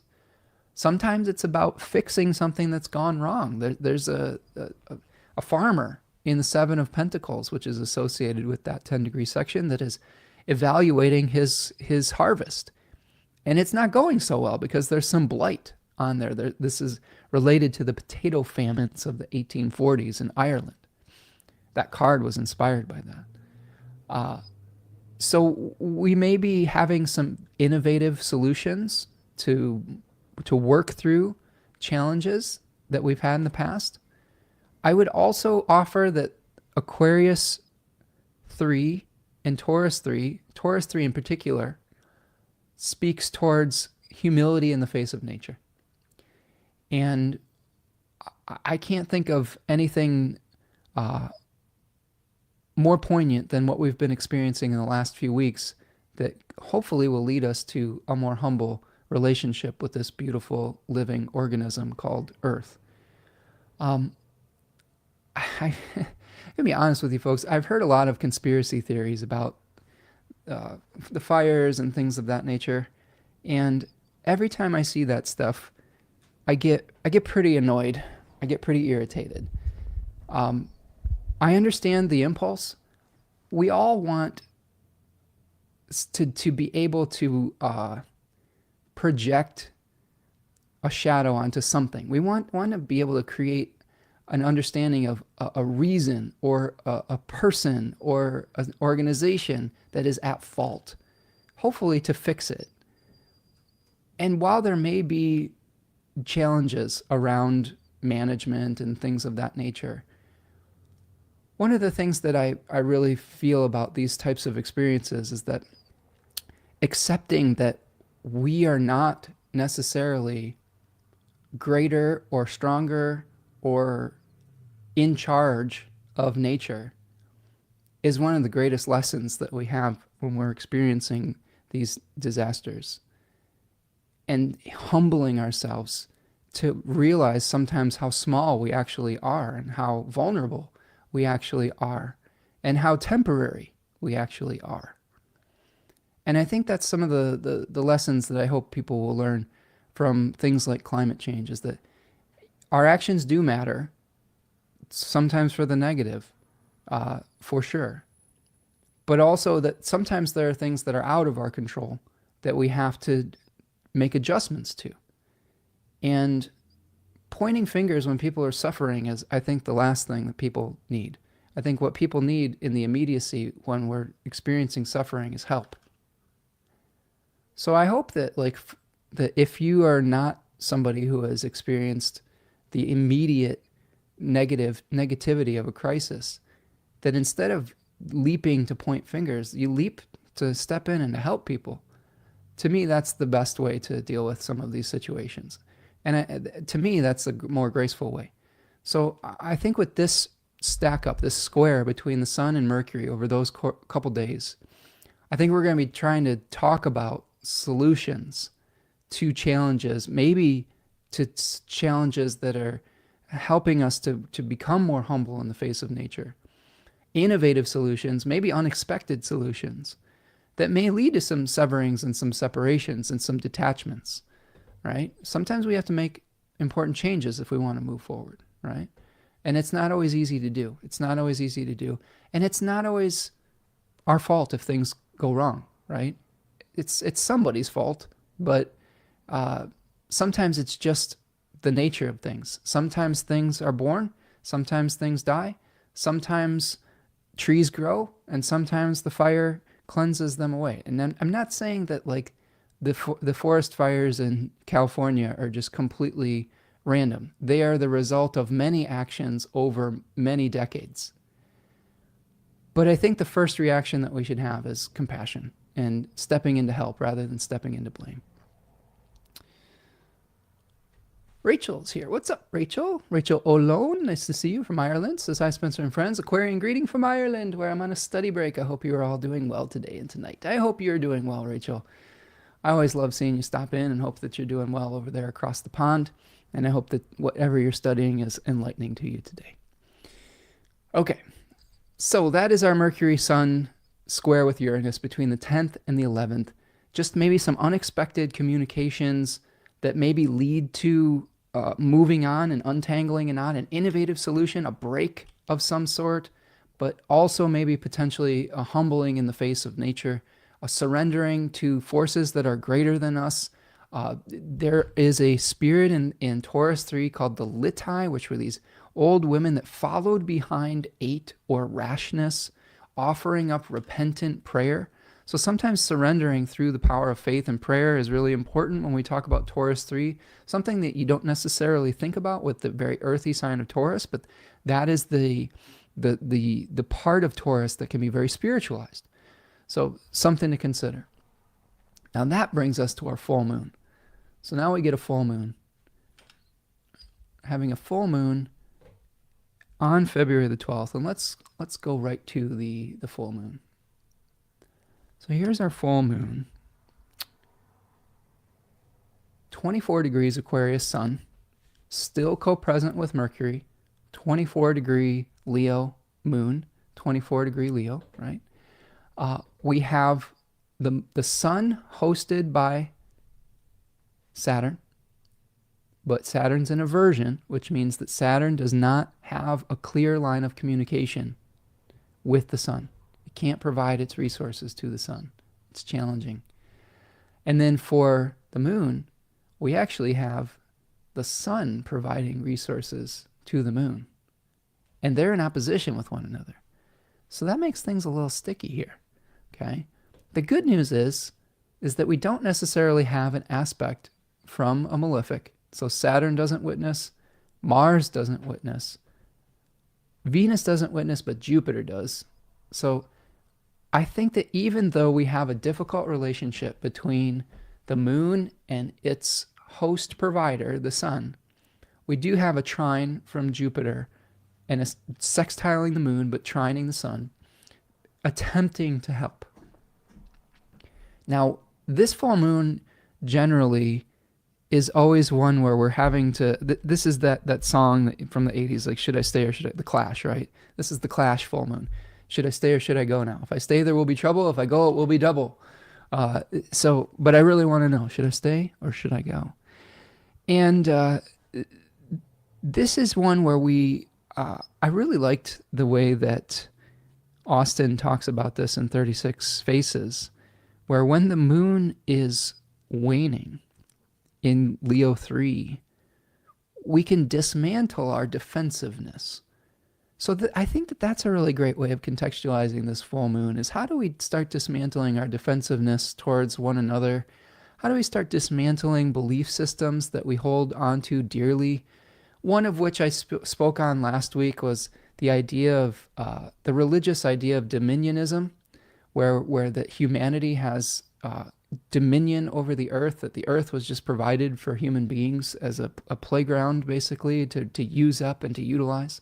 How do we dismantle that belief system so that we can start being stewards and servants of that earth rather than feeling like we dominate it, right? How do we become great caretakers of it, okay? And of our animal brothers and sisters, and our tree brothers and sisters, and our ocean brothers and sisters. All of those things, this beautiful planet that we share a community of living beings with. I think that that's really important moving forward. How do we start dismantling some of our defensiveness with one another, where we feel entitled to just utilize and to excess? I think this is one thing that with this full moon is, how do we come down off of our thrones come down off of our cherished belief systems where we want to feel special as human beings. And not that we aren't special. We are a special, but all life is special and all life is sacred. And how do we start dismantling those narratives about putting humanity above any of those other creatures? I think it's really important. And that might be some things we're discussing at this full moon. Now, in our own lives, how do we start dismantling the thought that we are more special than other human beings, right? How do we start equalizing the way that we view cooperation, right? The way that we view helping one another, rather than trying to dig our heels in a position of arrogance, in a position of a belief that just is no longer serving anybody.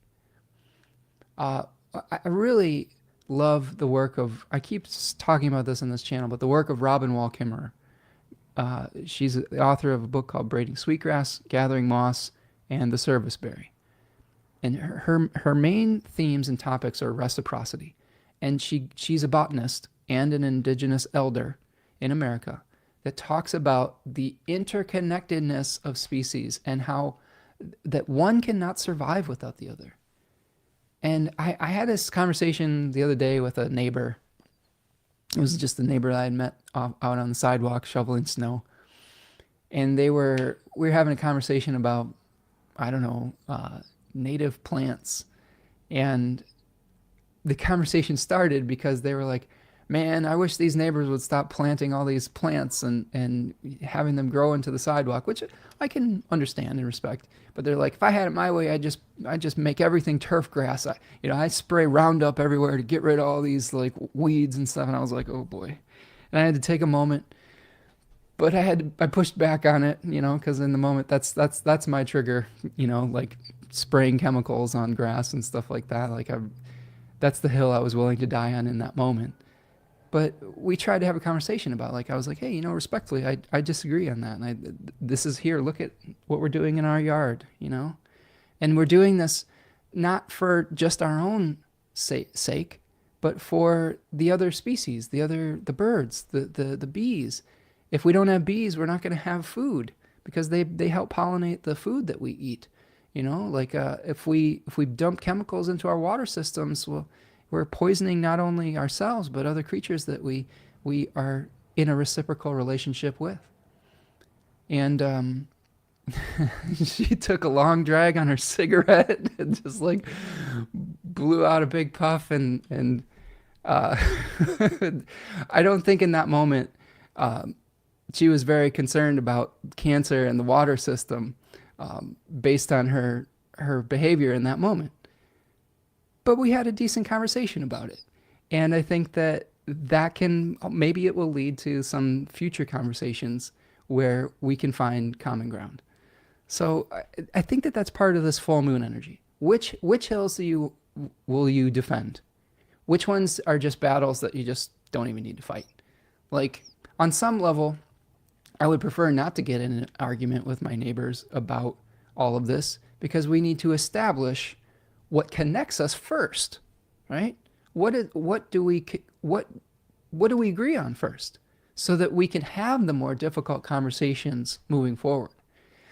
I think that's really important when you are having the courage, I guess, to call someone out on something that's important to you. Have you built up enough social capital with that person so that they can hear you? Because if you haven't, you're just going to be fighting a losing battle. And this is true. Like, this is why we can have some real honest conversations sometimes with our family members, with friends that we've had for long periods of time, because we've built up this bank, okay, this reserve of love and care and validation of each other for a long period of time. So I think that in those cases, you may get a more receptive audience if you do disagree on something.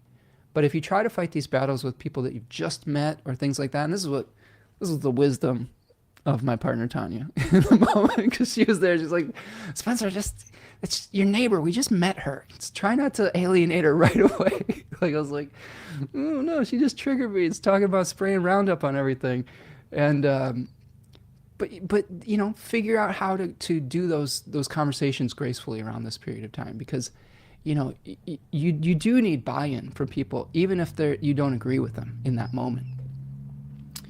Corey is here. What's up, Corey from Iowa City? Says, hey, Spencer, joining you a little late today from good old Iowa City. Hope you and Tanya and everyone is doing well. We are doing okay, my friend. I hope you're doing well over there in Iowa. Says, of course, I tune in right as you're speaking about people's attitudes about lawn care and Roundup. Oh, that's perfect. That's perfect, Corey. Corey, of course, is someone who I think cares very deeply about native pollinator habitats and things of that nature. And yeah, Corey, I was kind of going to battle over the Roundup issue, but trying to figure out ways to do it gracefully so that I don't alienate my neighbors and get them to just tune me out. How do we call them in versus calling them out? And it takes practice. It takes practice in the moment. We have to establish a relationship with people before we go down those more difficult paths with them. I think that's a really important wisdom for a lot of things that we're working through. But yeah, Corey, I'm glad that you're here, my friend. Pan Turtle, gotta go. Lots of love, everyone. Great cast for the month, Spencer. Thank you, Lauren. Hope you're doing well. Have a great afternoon, and we'll see you soon, friend. Okay, so that's our full moon in Leo 3. Knowing which hills we can defend, knowing where we need to maybe let something go and live to fight another day, maybe also understanding how to create a bridge.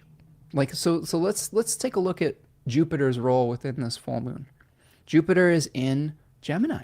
Jupiter is in a place of ambiguity and multiple perspectives. So being able to understand someone else's perspective could go a long way to finding a solution to whatever issue you have coming up. Negotiation, right? At least understanding someone else's perspective first. In hindsight, let me tell you the hindsight part about it. In hindsight, my partner who had witnessed this interaction was like, because I was like, what would I do differently? I actually asked because she was like, you shouldn't just go on the attack right away. I was like, oh, I know, but that was such, she was just talking about spraying Roundup everywhere, and, you know, but she's like, well, you should start by asking questions, you know, like ask why she would want to do that. What is it that she's really trying to achieve? And in hindsight, what she was really upset about was people's native pollinator plants growing into the sidewalk and blocking her path to the walkways, which I can understand that. Having clear walkways is important. So being able to find what someone's real issue was and helps find a solution to it. And that was really good advice from her. So when we get into these conflicts, how do we first ask questions so we can completely understand someone's perspective before we launch into our very, I don't know, potentially what could be construed as haughty position? So that's really important. Asking questions, being curious first so that we're not fighting the wrong battle.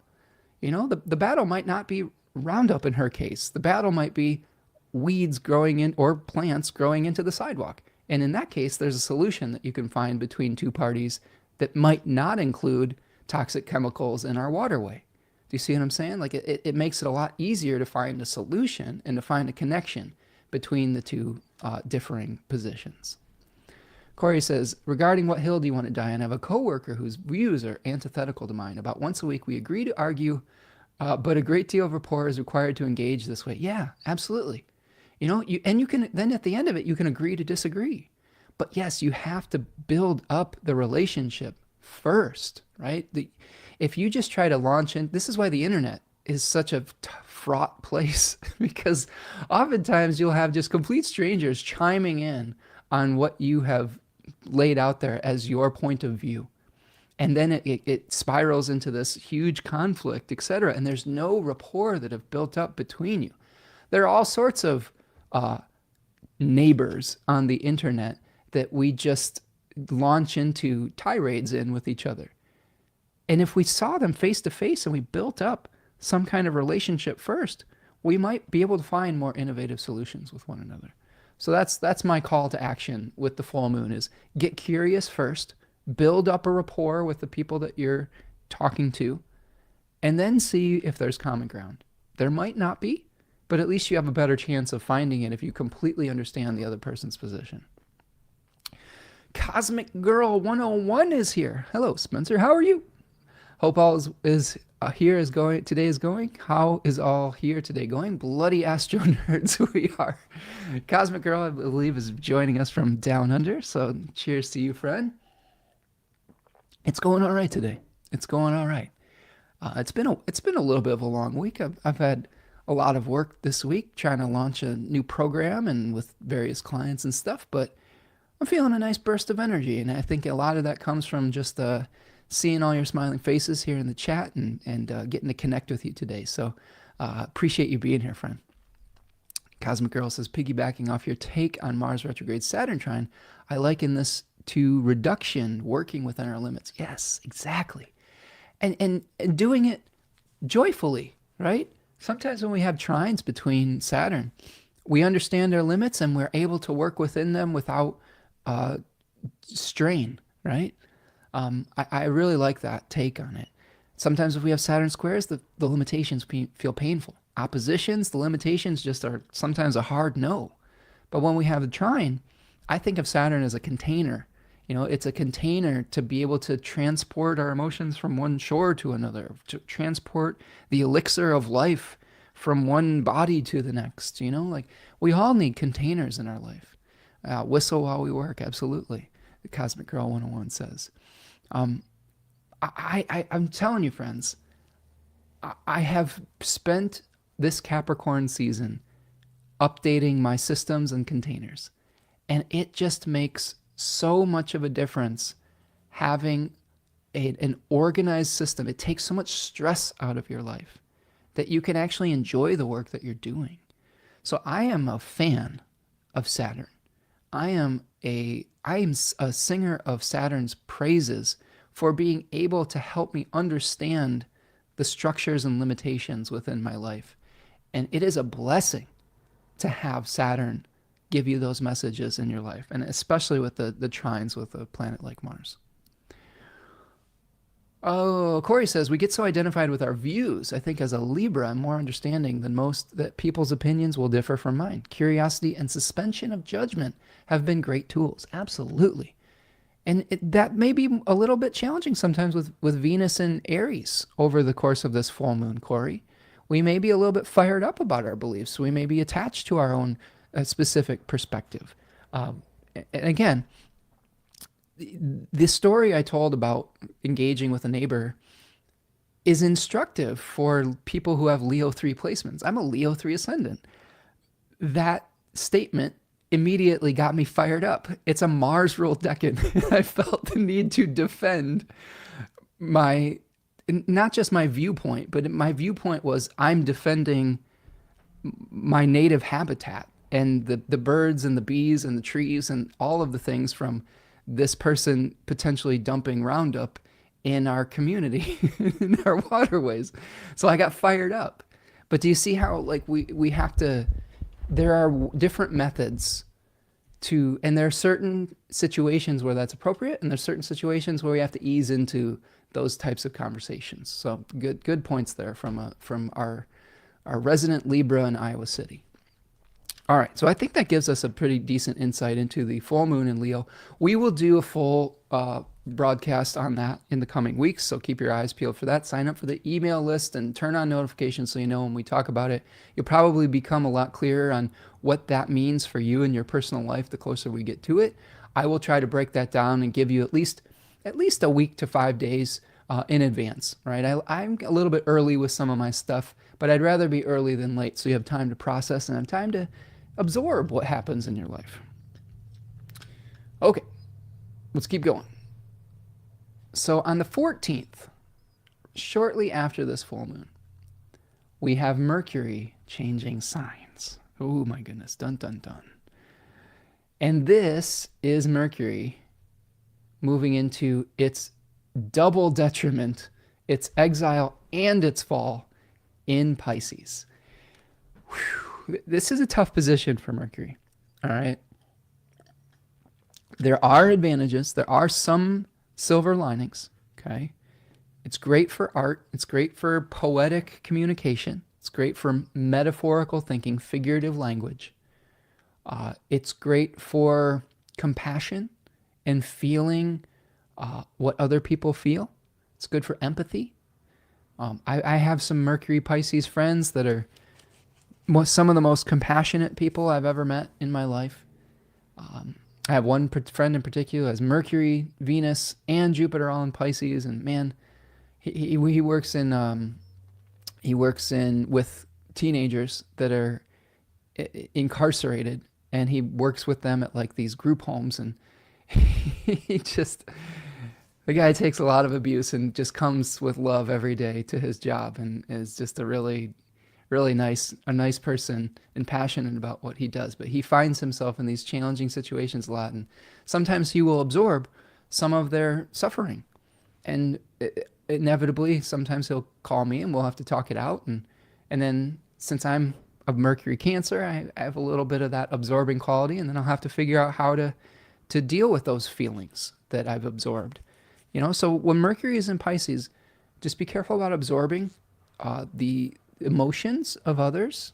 And it doesn't mean that you can't be compassionate. You just have to figure out, what do you do with it?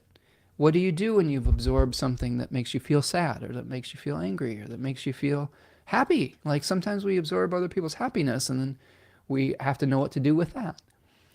I would say also Mercury in Pisces tends to bring a non-linearness to our communications and our sense of time. We may not be saying exactly what we mean literally.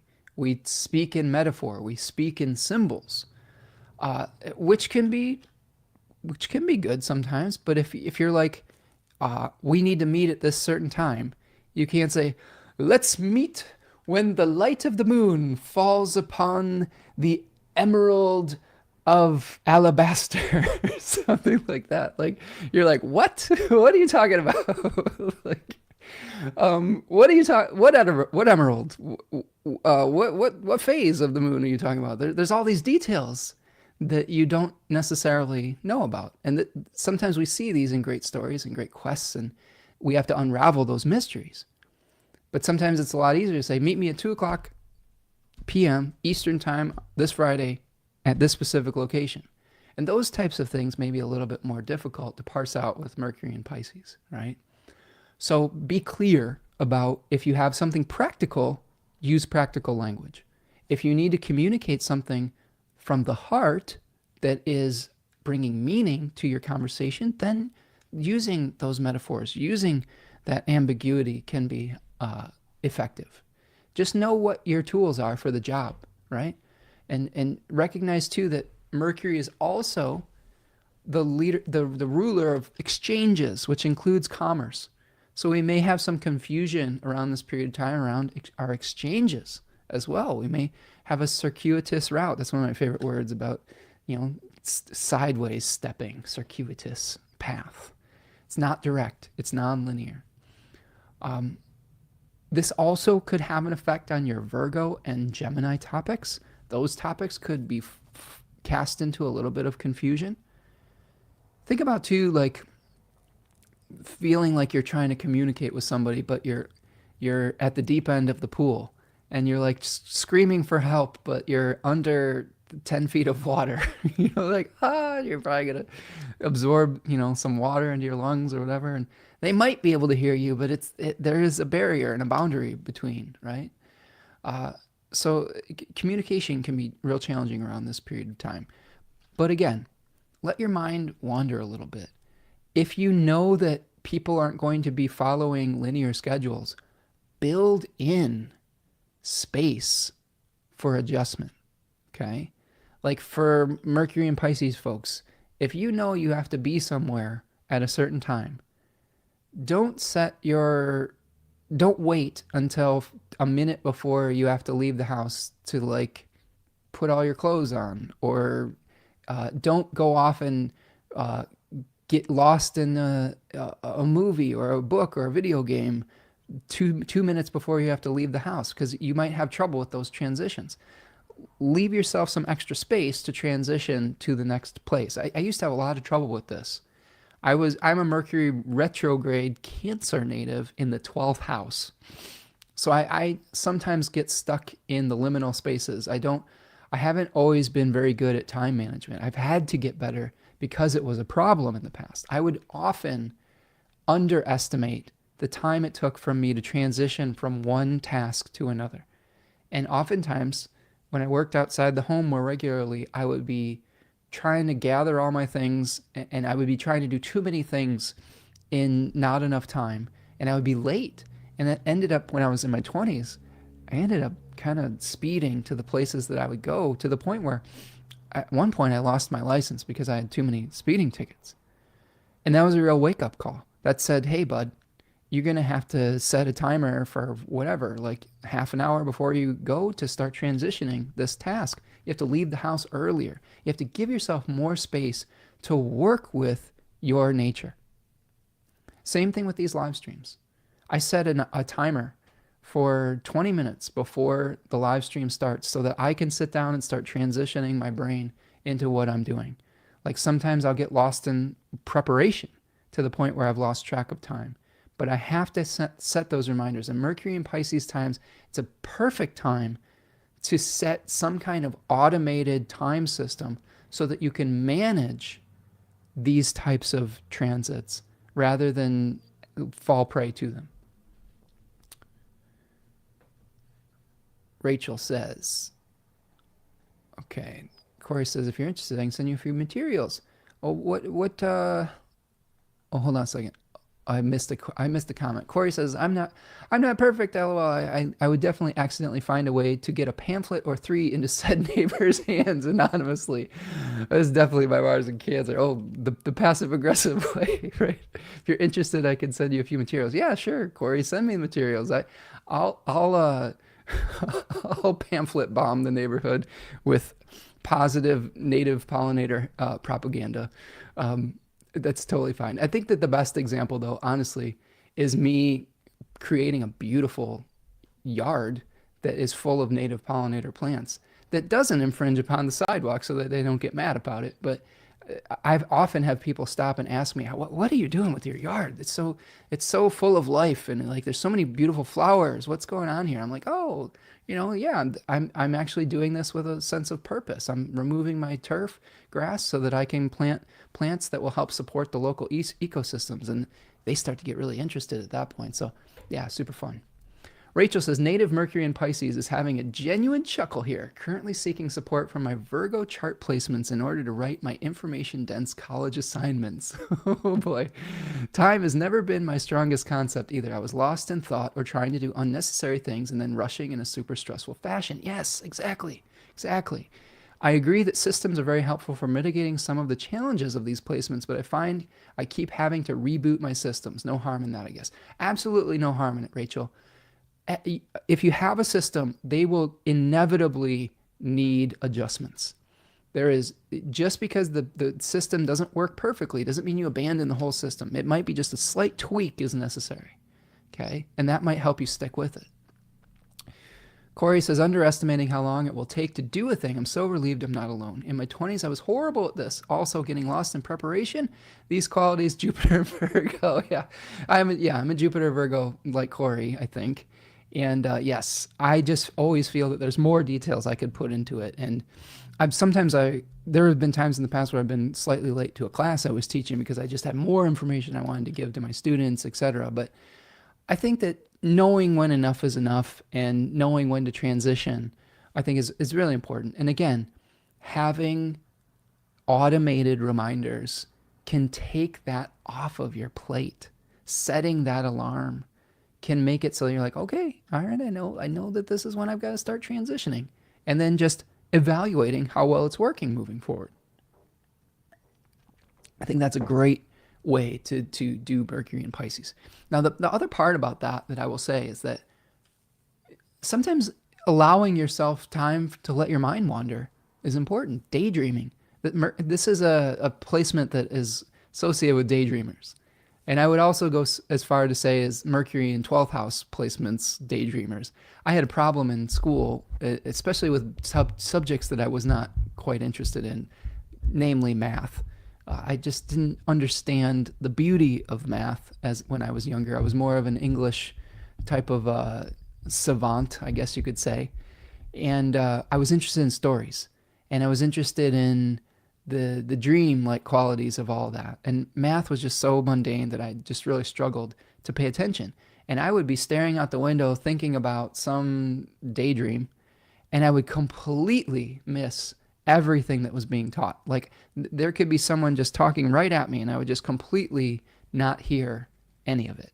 And there are some times when I'm reading something that where if I'm getting tired or if I'm not completely interested in what I'm reading, I will just completely have a daydream in the middle of reading a paragraph. And I'll have to reread the entire thing. And I really struggled in math because math techniques are very cumulative. And if you miss out on one particular lesson, you're way behind the 8 ball afterwards. So giving yourself periods of time to allow yourself to daydream, I think could be important during Mercury and Pisces. Allowing that time, and I know it sounds counterintuitive, but scheduling it so that it doesn't happen when you don't want it to, right? When you don't want it to.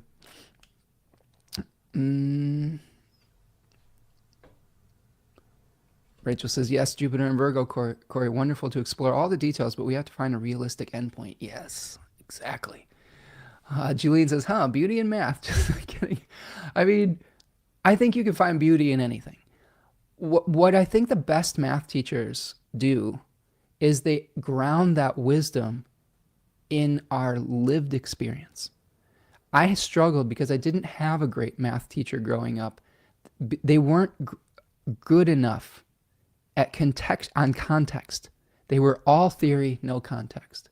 And I'm a huge context person. So I needed to know, why is this important? How am I going to use this? What is the real world application of this? And if that didn't make sense to me, my brain just started to completely wander. Now you could say, well, what's the real world purpose and connotation of astrology? But that's what we're trying to do here today, is we're trying to take an abstract concept and ground it in physical reality, in our physical lives, in our lived realities, by sharing our stories. This is why we do this as a group, because we're sharing your experiences as we make light bulb connections with how the astrology is informing our lived experience. So yeah, there is beauty in any kind of system like that, but I think there's good math teachers out there. You just have to, for those of you teaching math, context is super important. Rachel says, and yes, Spencer, dreaming, engaging in flow activities, and for me, carving out days here and there where following time isn't much of an issue, are lifesavers and life enriching. Amen to that, Rachel. We all need some unstructured time in our lives just to be without having to be somewhere. And that's something that I really have tried to build into our schedule. For that being said, Rachel, Tanya, my partner, and I, we just recently looked at our whole year ahead, and we carved out a week off, okay, a week to 10 days off every 3 months, okay, every quarter, so that we have this unstructured time to either just catch up on things or just to relax. And I feel so good about that because I know I have something to look forward to where I can recharge my battery, recharge my well. Those weeks I won't take clients. I'm not going to do a live stream those weeks. And I think doing 48 out of 52 weeks is probably still pretty okay, but just knowing that time exists and being able to look forward to it, it's so helpful. Cosmic Girl says, I like the mutual reception with ruler being Jupiter. I'll take the square aspect. Still helps. Yes, good point. Good point. The mutual reception with Jupiter. Let's talk about that a little bit. They are exchanging houses and resources. So Mercury is in the home of Jupiter. Jupiter is in the home of Mercury. So being able to understand the narrative loops, we'll talk about this in a second with Pisces 1, being able to understand the repetitive narrative loops that either are helpful in our lives or that are detrimental can be very important when we go through this particular transit. Now, the exchange with Jupiter, maybe we are overthinking things. Okay, how do we get out of those overthinking narrative loops, those belief systems that lead to repetitive thoughts? Beliefs and thoughts, I think, are slightly different. A thought is very conscious. A belief is much more deeply ingrained. Okay, we're not always conscious of our beliefs, but our beliefs are informing our thoughts and our actions. So how do we examine our beliefs so that they can start helping us to quiet the mind? I think that's the mutual reception between Mercury and Jupiter in this phase is how do we learn to quiet that repetitive loop? Corey says, Mercury in Pisces and Jupiter in Virgo on the surface sounds like woo, but then you dig a little deeper and there's mutual reception here, and your advice and feedback is always thoughtful and prescient. Oh, thanks, friend. Yeah, another version of mutual reception with Mercury in Pisces and Jupiter in Virgo instead of Gemini. Mercury's other house that it rules. Rachel says, I'm so happy to hear you've created boundaries for recharge time. Time to remember how just to be. It'll really help not only your productivity and well-being, but also enhance creativity. Amen to that, Rachel.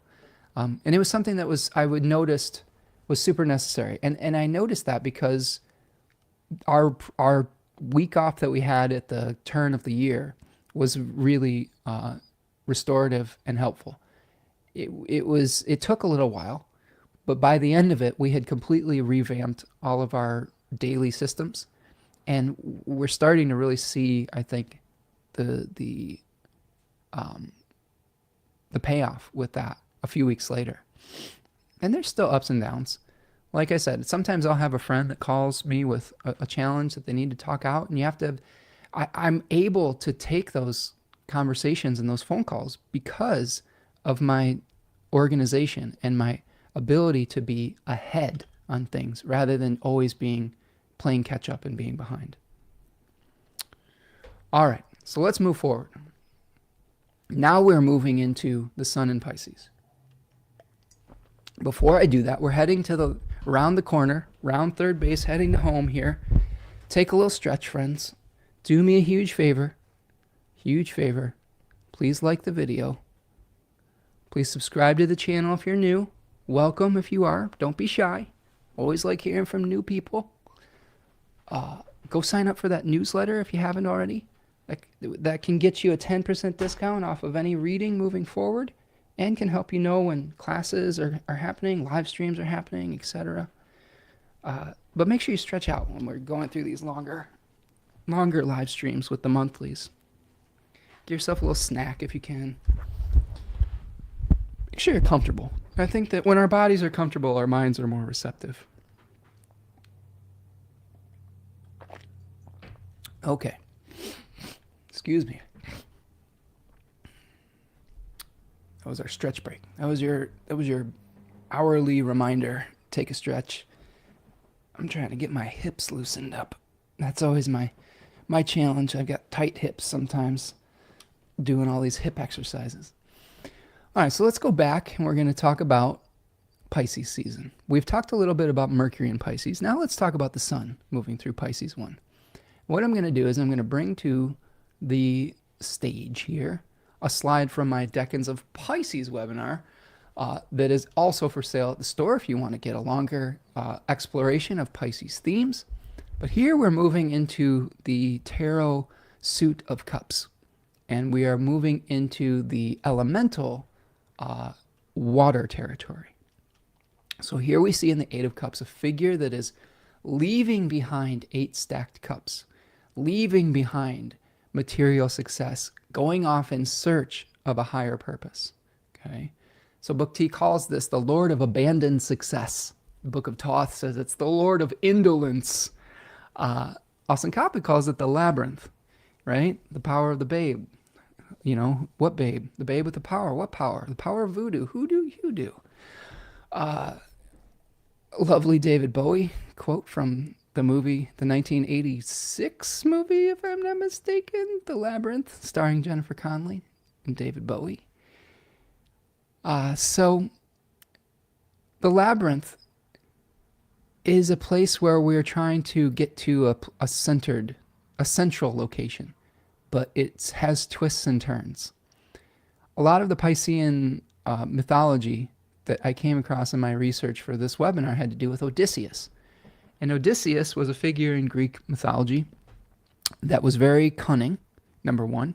He was very intelligent, but he got, after the Trojan War, he got kind of lost at sea. He and his crew got pulled off course a number of times. But Odysseus never lost his desire to make it home to his beautiful wife, right? And he constantly was hearing literally these siren calls, these detours.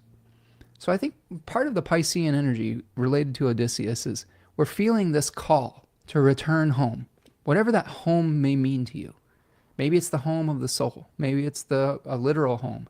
Maybe it's the home of your internal space, your internal center.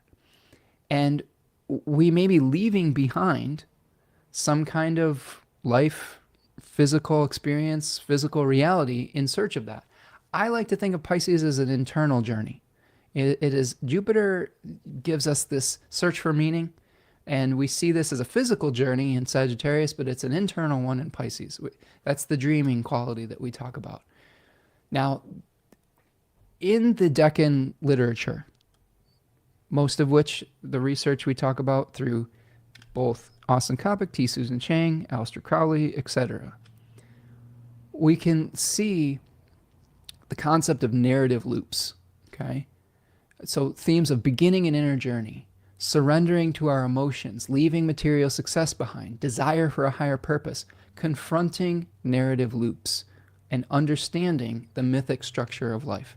The mythic structure being that mycelial network that I was talking about, the underground connections, the unseen connections of life, which is, we could talk about as maybe even the basis for things like divination and astrology. If we look at Carl Jung's collective unconscious, the mycelial connections. Confronting narrative loops is interesting though, because we often get stuck in our belief systems that at one point may have been based on reality or a trauma response. But then when we hang on to them and we craft our life around a trauma response, we get stuck in that particular story that may not be poignant for our lives now.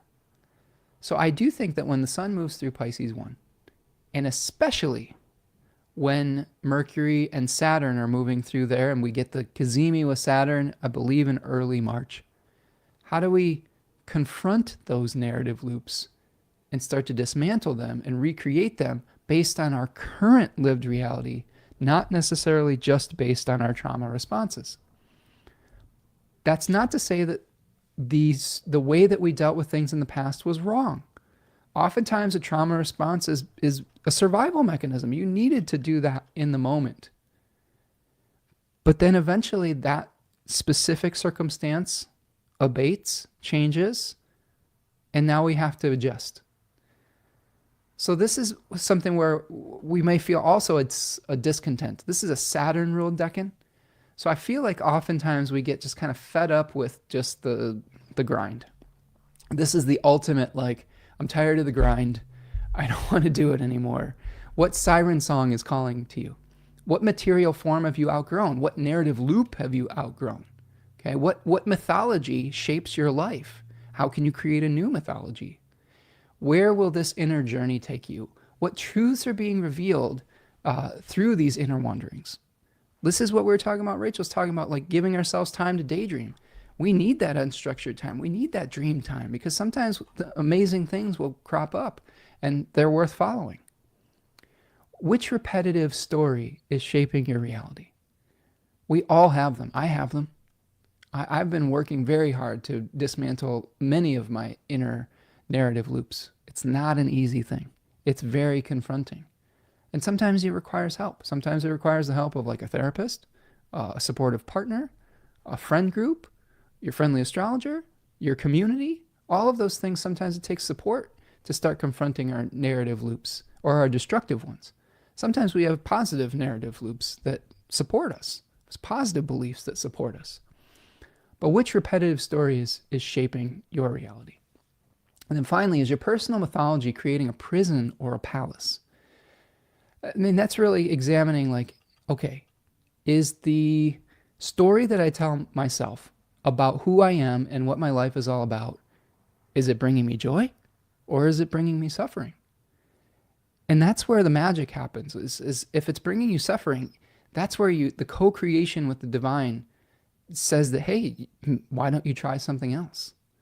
If the story you're telling yourself creates suffering, tell a new story. And sometimes there's a quality of fake it till you make it, or start telling yourself a new story and then you start living it.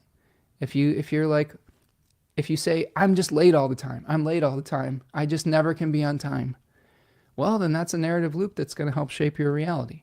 But if you say, I've struggled with time management in the past, but I'm going to try this new thing and see how it goes, that's a first step. And like, I'm going to set this alarm and I'm going to see how it goes, and then you've opened up a whole new myriad of possibilities and outcomes. And this is just a small example, right? Oh, Rachel, thank you so much for the super sticker, friend. Appreciate you. Thank you so much for your generosity. Appreciate you and you stopping in here today for sure.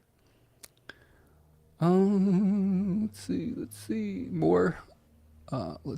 We've got our Pisces and Virgo placements talking it out, commiserating.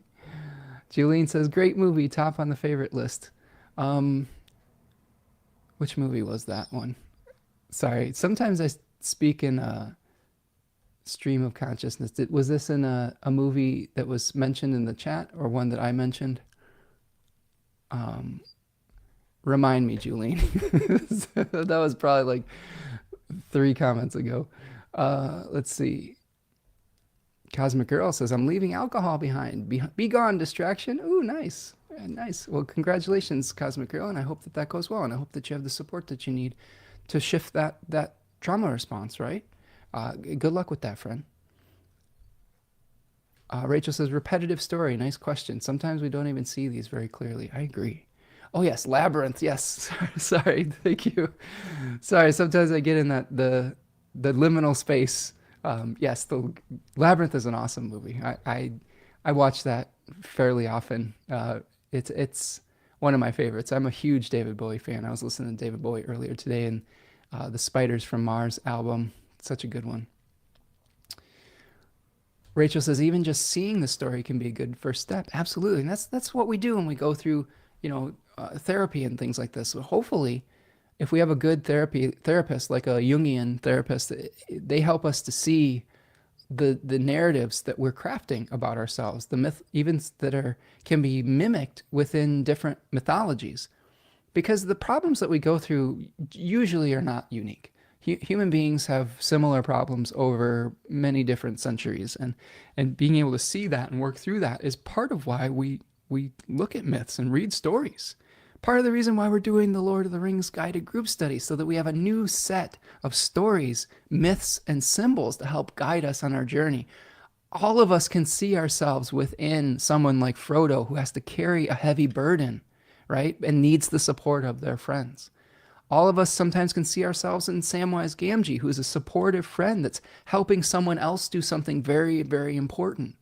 We can see ourselves in Saruman, like someone who's been influenced by a negative force and has been corrupted. Like, there are all sorts of themes that we can see within that. We can see ourselves in the dwarves, where sometimes we have been blinded by greed in the past, and that's led to negative outcomes. This is something we talked about at length in the Hobbit book club, where we talked about Thorin Oakenshield and his lust for gold under the mountain, and how it really led to negative outcomes.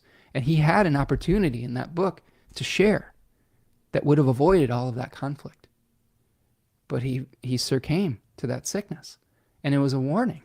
It's a warning that we can see in our own lives, not to succumb to those same challenges. And it's safer when we do it through story, right? Because it's one level of detachment, right? Rachel says, love all these journeys through the astrological calendar, whether I'm here live or not. Very small token of my great appreciation. Oh, I appreciate you, Rachel. No, it really does make a difference, friends. And even your presence makes a difference. And these wonderful comments in the chat make a difference. So thank you so much for being here. I'm grateful for all of you. Rachel says, so delighted to see that the Tolkien study group continues. Not so delighted I'm still out of class at Monday nights, but my turn will come. I may just read along in my own time and spirit with you all. Rachel, we got to find a way to get you in class. You would be a great addition to our class. You let me know if there's a way we can convince you to join us on this journey. We're going on a year-long journey.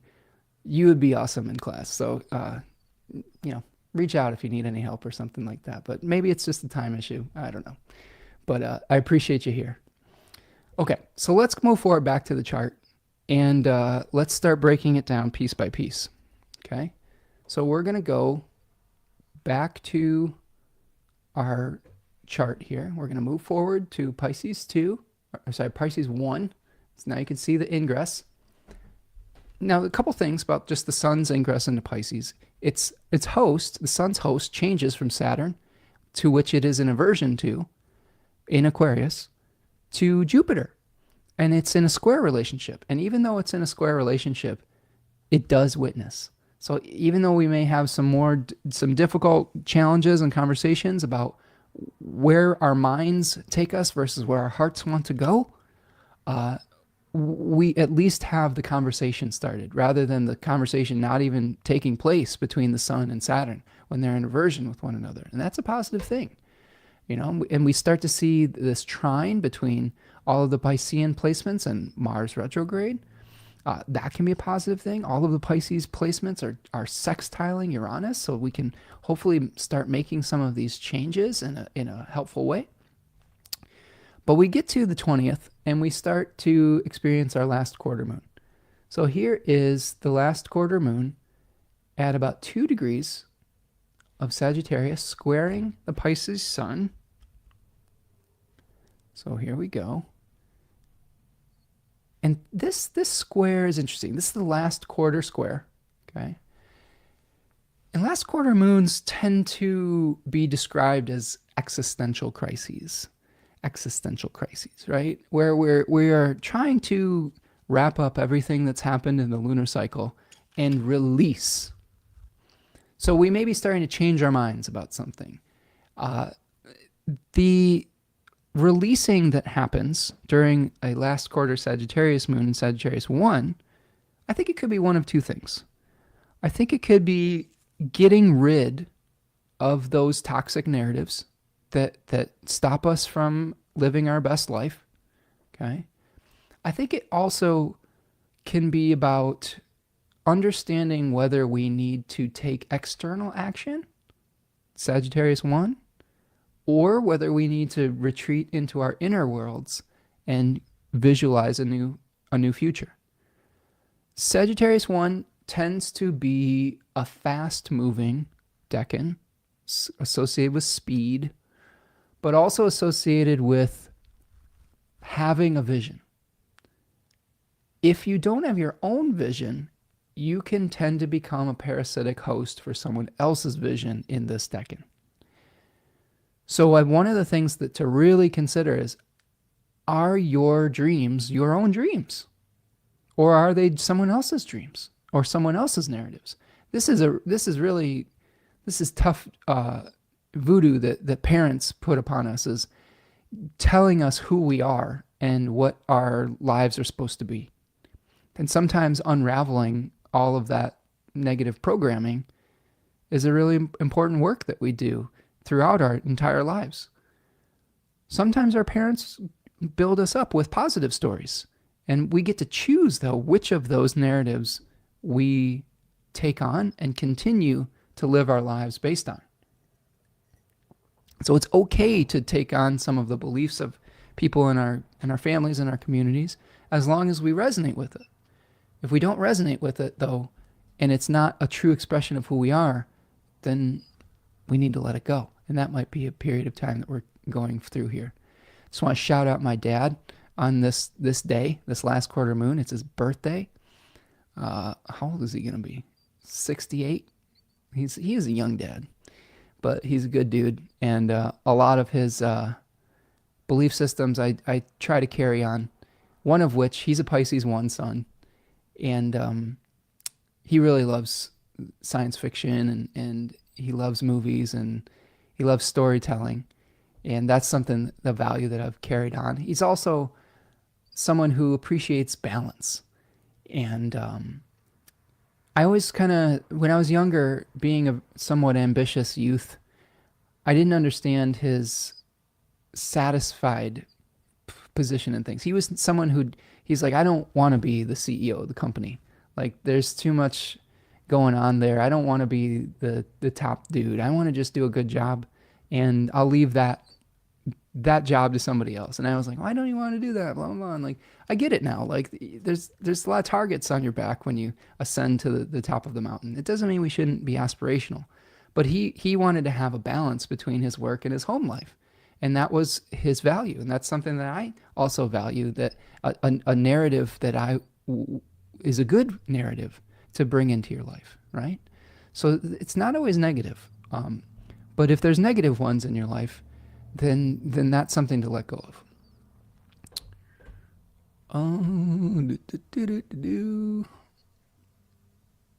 Let me see. Corey says, I've yet to find another Jupiter in Virgo who isn't passionate about gardening. This thinking about how much creativity and magic these placements must invoke. Yeah, well, you got a fellow Jupiter Virgo here too, Corey. I'm an avid gardener. Rachel's a gardener. You know, it's a good placement for getting in touch and getting your hands dirty. Rachel says, I would love to come along. Monday nights are definitely out of question for the next couple months at least. Oh my goodness. Well, you know, so it goes. And you know what? If at some point your schedule frees up and you want to just jump in, if you're reading along, you are more than welcome to. I think you'd fit in seamlessly. Corey says, I'd also love to join the Tolkien group, or actually literally any group with Spencer at the helm. Sounds so fun to nerd out over the details. Corey, join our group. Join our fellowship. You know, we need more hobbits. We need more elves. We need more wizards. Join us. We're going on a journey. It's going to be super fun. If you have any questions, feel free to reach out. You'd be a great addition to the group, friend. You and Rachel both. We'll leave space for you. Okay. Rachel says, I know these Sag Decan ones talk about speed. Yes, absolutely. So maybe slowing down a little bit around this last quarter moon could be important. Rachel says, I think that reading and delving into a much-loved book can bring so much to the reading experience. Another layer. I agree. The group sounds super. Well, I'll tell you what. The Hobbit's been super fun. We've had a really awesome group. We've been diving into lore. We've been diving into influences. We've been reading critical essays. We've been parsing out recipes like of food in the books. It's been just a great time. I'm really excited about it. Corey says, my mom, like your father, Spencer, is a Pisces 1 sun, and she's literally a CEO. Interesting. Her sun is conjoined Saturn. She's always daydreaming about opening a restaurant. Yeah, you know, having the sun in Pisces doesn't mean that you won't find yourself in a position of authority. I just think that, like, deep down in their heart of hearts, that's not exactly what is driving them. They're always looking. My dad was always looking for a higher purpose and higher meaning and things of that nature. He loves birds. He'd rather be out like taking pictures of birds. And I think if all things were equal, he would have loved to do that as a job, and he would have been totally fine just taking pictures of birds, appreciating nature. Rachel says, thank you for the offer to jump in. I'll hold that in mind. Yeah, you're totally welcome, Rachel. Corey says, okay, twist my arm. Yes, Corey, I've twisted your arm, friend. I would love to have more friends jumping aboard. Jupiter and Virgos will need a lot of space in the group. Well, I think Tolkien is a great one to nerd out on. There's so many details. He's created such a depth of, he's a master world creator. And I believe his rising sign is Virgo. His rising sign is right on my Jupiter. So I really appreciate all the details. But there are definitely people who appreciate the details in the group so far. There's sometimes people that just, you know, are just along for the ride and love the story. And there's room for all sorts of those experiences there. All right. So let's keep going. So that's our last quarter moon. We've got a few more aspects to cover. Appreciate some of the small diversions about talking about the book club. It's been on my mind a lot lately. So thank you for your patience with all that. So the other thing that's happening on that same day, February the 20th, is Mercury is going to square Jupiter. So you can see here you've got Mercury at 11 degrees of Pisces squaring Jupiter at 11 degrees of Gemini. So yes, we do have that mutual reception between the two. So they are communicating with one another. We may have some confusion over some details. We've talked about that with Mercury in Pisces too, confusion over details at times. So just be really clear about your communication. Try not to overestimate your ability around this period of time too. Again, we talked about, in the past, we've talked about second decan of Pisces related to apprentices that tried to sort of run before they could walk and some of the negative consequences of that. So when Mercury is hitting a square with Jupiter and Gemini, we may be juggling a lot of things, and we have to be realistic about that juggling as well. Now, when we get to the 23rd, we have a pretty big day on the 23rd, okay?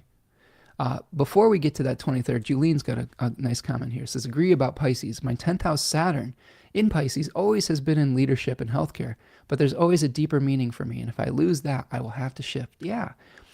Pisces is one of the most misunderstood signs in the zodiac. I think all the mutable signs have some level of misunderstanding associated with them because they are so changeable. There's so many different manifestations.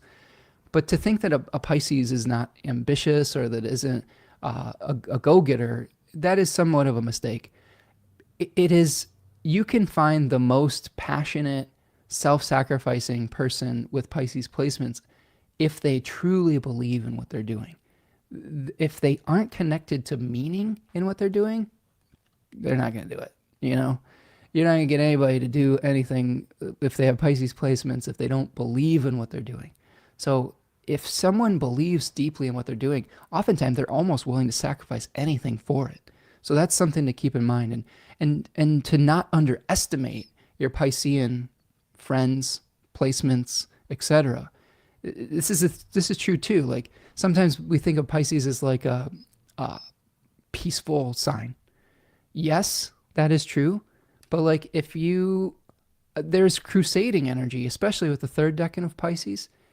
If they truly believe in the battle, there is no sacrifice that is too great, including their own body. So like if you get in a physical confrontation with the Pisces, they're like Tyler Durden in what? Oh my God, what is that movie? Fight Club. You know, they do not care about their physical well-being. They will go to any lengths necessary to either protect something or to win the battle if they truly believe in it. So it's a mistake to underestimate your mutable sign / Piscean friends. Rachel says, very good reflection and deeper meaning. And I think that what roots a Pisces in their work like no other. Absolutely. Absolutely.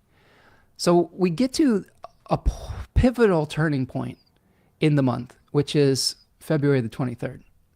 So when we get to February the 23rd, we see Saturn moving under the beams of the sun, while simultaneously Mercury trines Mars retrograde and Mars stations direct. So let's start with Saturn under the sun's beams. Okay. So this is Saturn at 20 degrees of Pisces with 15 degrees of separation from the sun, where it becomes invisible. Now there's different arguments as to when visibility happens, but I like Dimitri George have standardized this to 15 degrees of separation.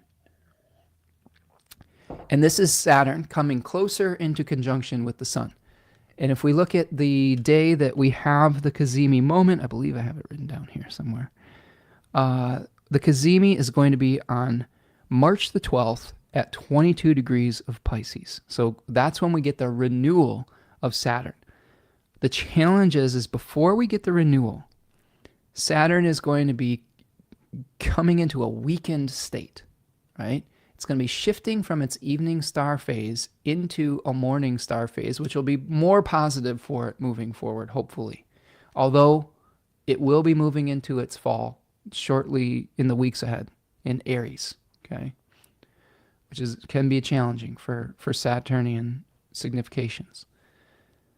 But what Saturn's going to be doing is going to be dissolving old boundaries, dissolving old foundations.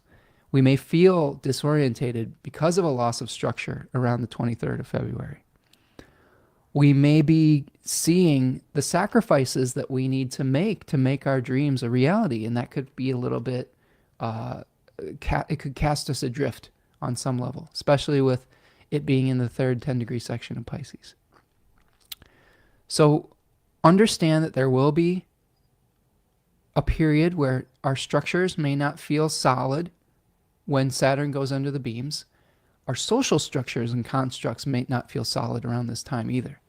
You know, this is going to be shortly after we have a new administration in the United States, and there might be some changes that start coming that may be very, very uncomfortable for a lot of people. Some people may be championing those changes. Other people, it's going to affect in a very negative way. So we'll have to kind of see what that brings and what the new structures that come into place around March the 12th.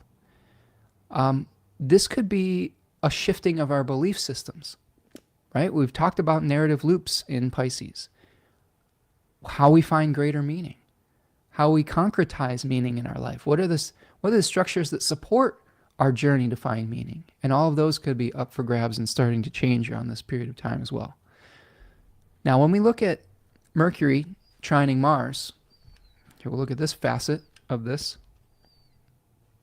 So here's Mercury at 17 degrees of Pisces, trining Mars at 17 degrees of Cancer. Now this starts a malefic enclosure of Mercury.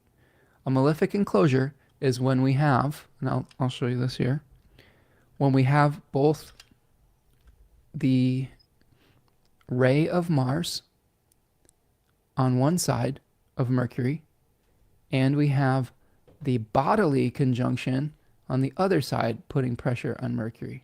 So see this? It's like being caught between a rock and a hard place. And before we had this this aspect happening, we weren't having Mars having the challenge of this potentially. Mercury was outside of those two rays, right?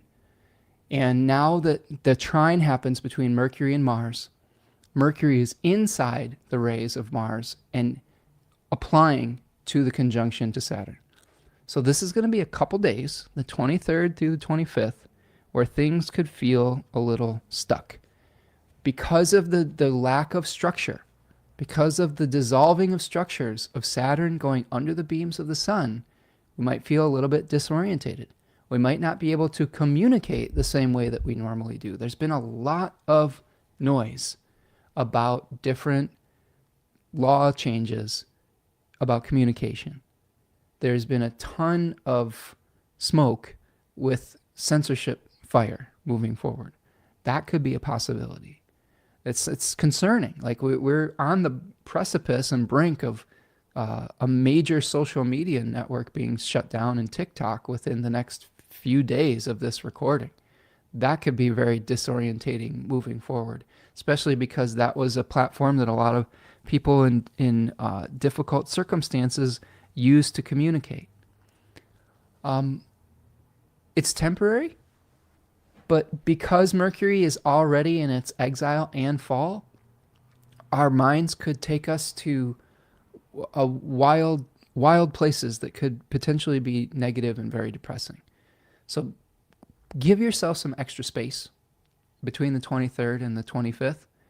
Try not to let your imagination run away with you.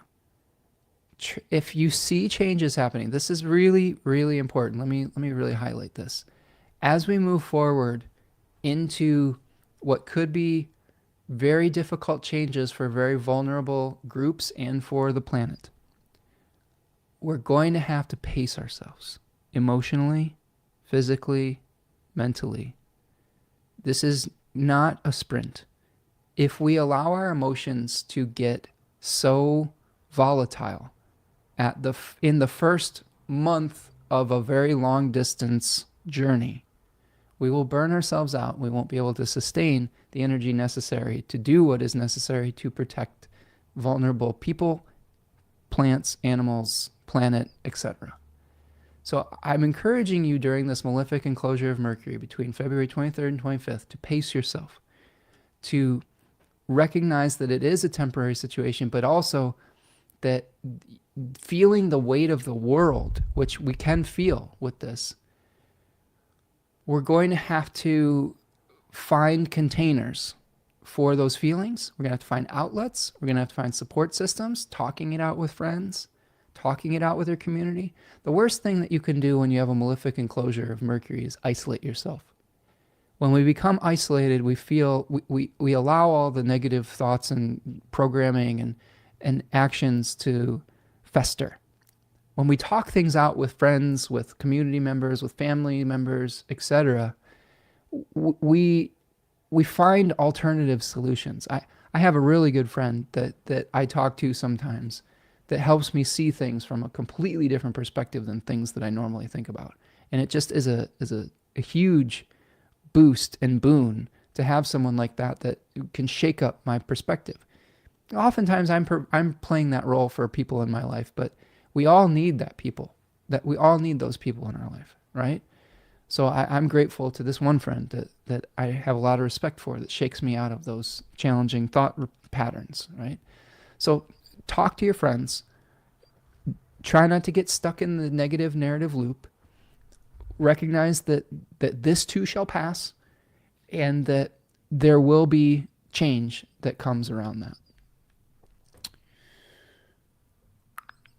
Julene says, Chiron is co-present with my Saturn, so many times risking what I feel is rife. Is it riff? What is that? What is that you got there, Julene? Maybe there's... Okay, right for groups, and then look around, and the very people I want to help are shining the shoes of the perpetrators. I get through, and I know I've chosen my position. It's also why I do consulting. Good. So this is sort of the finding the meaning within the work, right? With the Sag rising and a 10th house Pisces, right, that you were referring to. Corey says, is Jupiter basically stationed here at 223? It is, but it's starting to move again, right? Jupiter stationed direct on February the 4th. So Jupiter is just starting to pick up speed again and move again.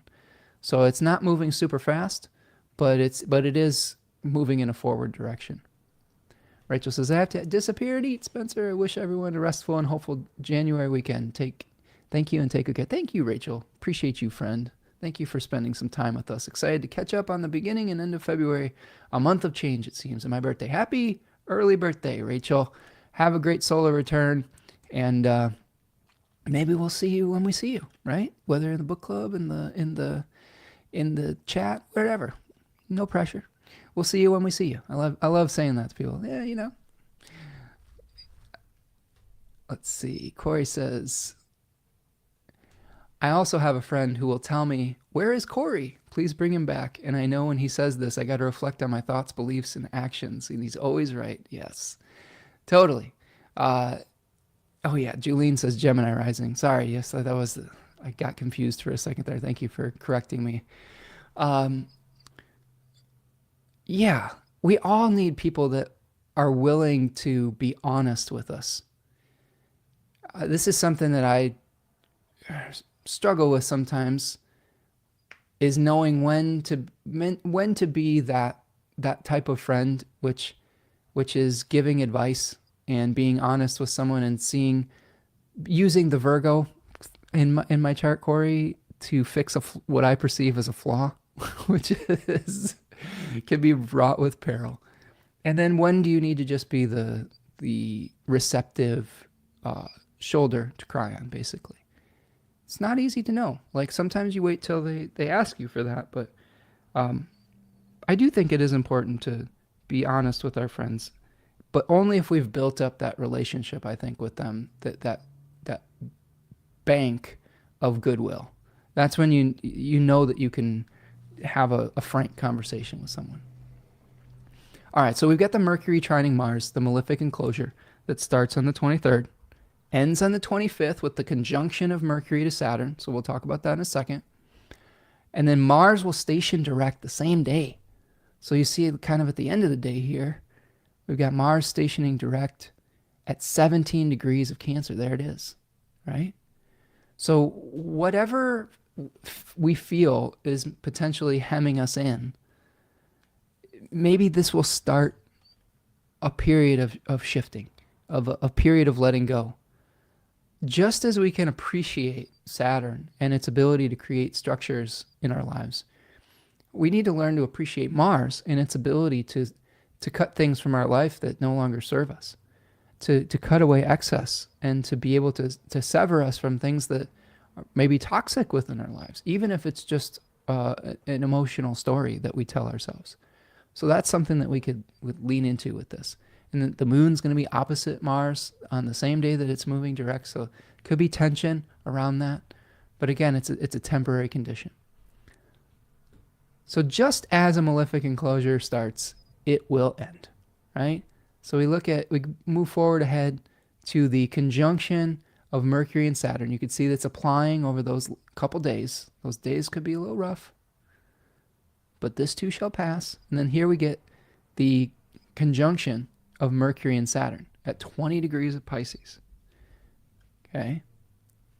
And that ends the malefic enclosure, because Mercury is going to be outside of the pressure that Saturn is putting on it eventually. See here, it's gonna finally pass. There it is. Now it's outside of that relationship.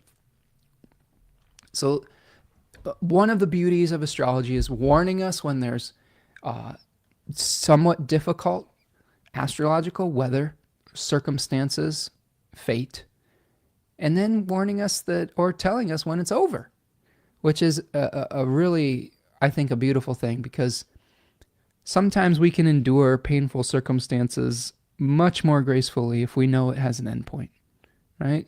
If we're just enduring suffering indefinitely, our will might break, right? Our spirit might crack.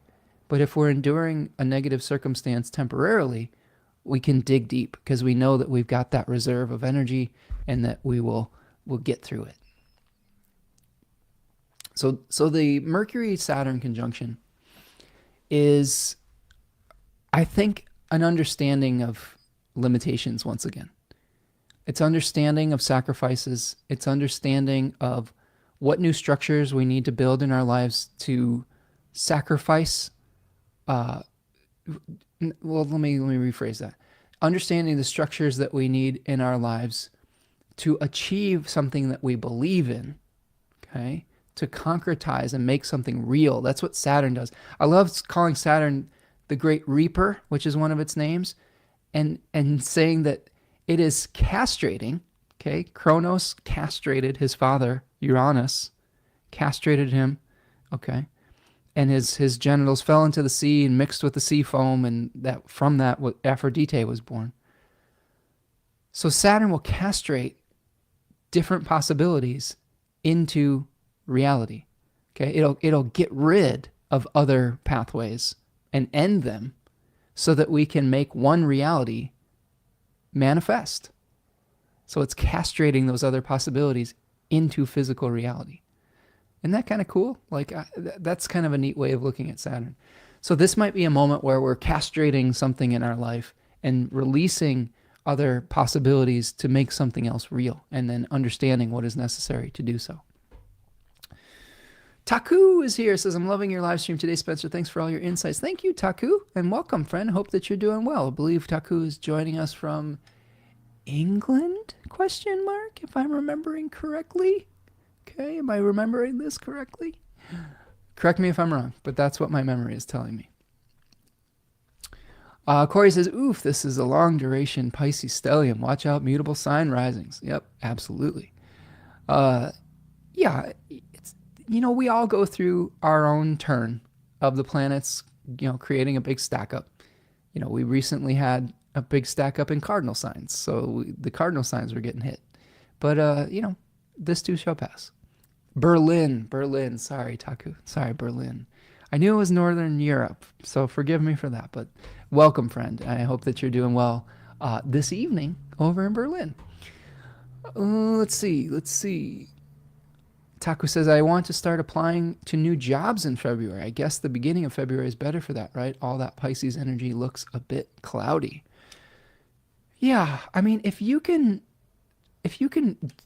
apply for a new job or whatnot before Mercury hits Pisces, probably all the better, in my opinion. Um, you might communicate more clearly. You might have a more a better understanding, a more 30,000-foot view of your life, and be able to communicate that to others. Now, if you're applying for like a creative position, maybe Mercury in Pisces might be helpful. But if you're trying to really communicate clearly and with a detached perspective, it's probably better before all of this stacks up. But you know what? Applying for jobs when when Jupiter and Mars are retrograde might cause delays too. So it's always a fine line. There's always something in the sky, right? Sometimes we just have to take the leap and see what happens, you know? Oh yeah, your Taku's Mars is stationing on my 10th in February. Oh my goodness. Well, maybe that'll help you move forward though, right? Corey says, I ain't afraid of no stinking transits, but I struggle with Pisces energy. I believe that's a reference to the movie UHF and stinking badgers, right? If I'm remembering that correctly, I ain't afraid of no stinking badgers. With Weird Al. Yeah, it's a funny movie. I hope I'm remembering that reference correctly. Okay, so a couple more things. When we get to the 27th, we move past this malefic enclosure of Mercury. The conjunction with Saturn ends that. Okay, I will say this: sometimes Mercury conjunct Saturn, heavy thoughts, where we're feeling the weight of responsibility, where we might be feeling a little bit of flagging of spirit, but it'll get better. Like there's always going to be a spring, I hope, that follows the winter. And Pisces is that last gasp of winter. And then when we get to Aries, things start to dry out a little bit and we get a burst of energy. We get a sort of renewal of the sun and its exaltation. Just hang in there. Hang in there and we should get hopefully a burst of energy moving forward. Yeah, right. Attaboy, UHF indeed. Absolutely. Yeah, knew I was remembering that. Corey says, can always count on Leo dominant friends to understand my sometimes obscure movie and TV references. Well, I was raised by television often as a child of a latchkey kid who was just kind of set in front of the TV sometimes to babysit him. So I have hopefully a bank of those things in the memory banks. But yes, it's nice to be able to remember some of those 80s and 90s references, friend. Okay, so let's go forward to the 27th, and we're getting to the very end here. We're at about the 3-hour mark. We probably got maybe about 15 more minutes left, so hang in there. If you're flagging, take the stretch break, take a drink. I still have an I-Ching and an animal for you, but I've got a couple more aspects to talk about, but not much. So we have Mercury sextiling Uranus at about 23 degrees here. So after we get the Mercury leaving malefic enclosure, the end point potentially, then we have a sextile with Uranus. So that might lead us a breakthrough, doing things in a different way, atoning for a past mistake, communications that are not necessarily unexpected, but lead to liberation. Okay.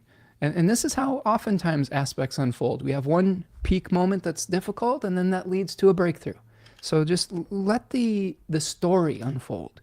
And this, again, I hate to keep pushing it, but by reading stories, by reading myths, whether it's the Lord of the Rings or your own stories that you connect to, we will learn that there is a narrative arc to not only those stories, but to our lives. And astrology can help us understand the narrative arcs and which point we might be in with that narrative arc. So it doesn't just feel like this random thing.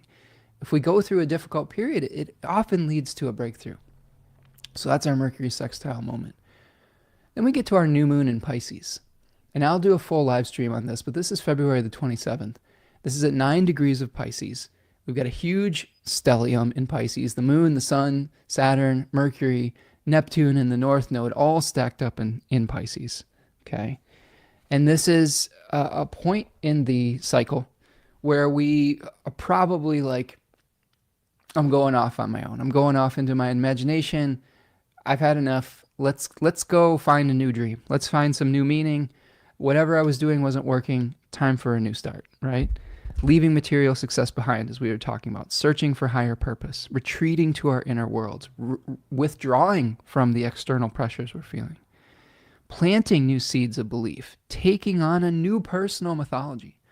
Just make sure that when you go on these internal journeys, that you give yourself a lifeline. You know, give yourself the thread of Ariadne if you are going into the labyrinth. For those of you unfamiliar with that myth, Ariadne gave Theseus a thread of string to be able to find his way back out of the labyrinth of the Minotaur. So we need to have that lifeline, like we see in Max and Stranger Things, having this lifeline of a Kate Bush song to pull her out of the upside down. We need to have those lifelines, whether it's a grounding practice, people in our lives, some kind of container schedule, etc., that helps us not to get lost in these worlds, like Odysseus. We need to have that driving purpose that brings us back.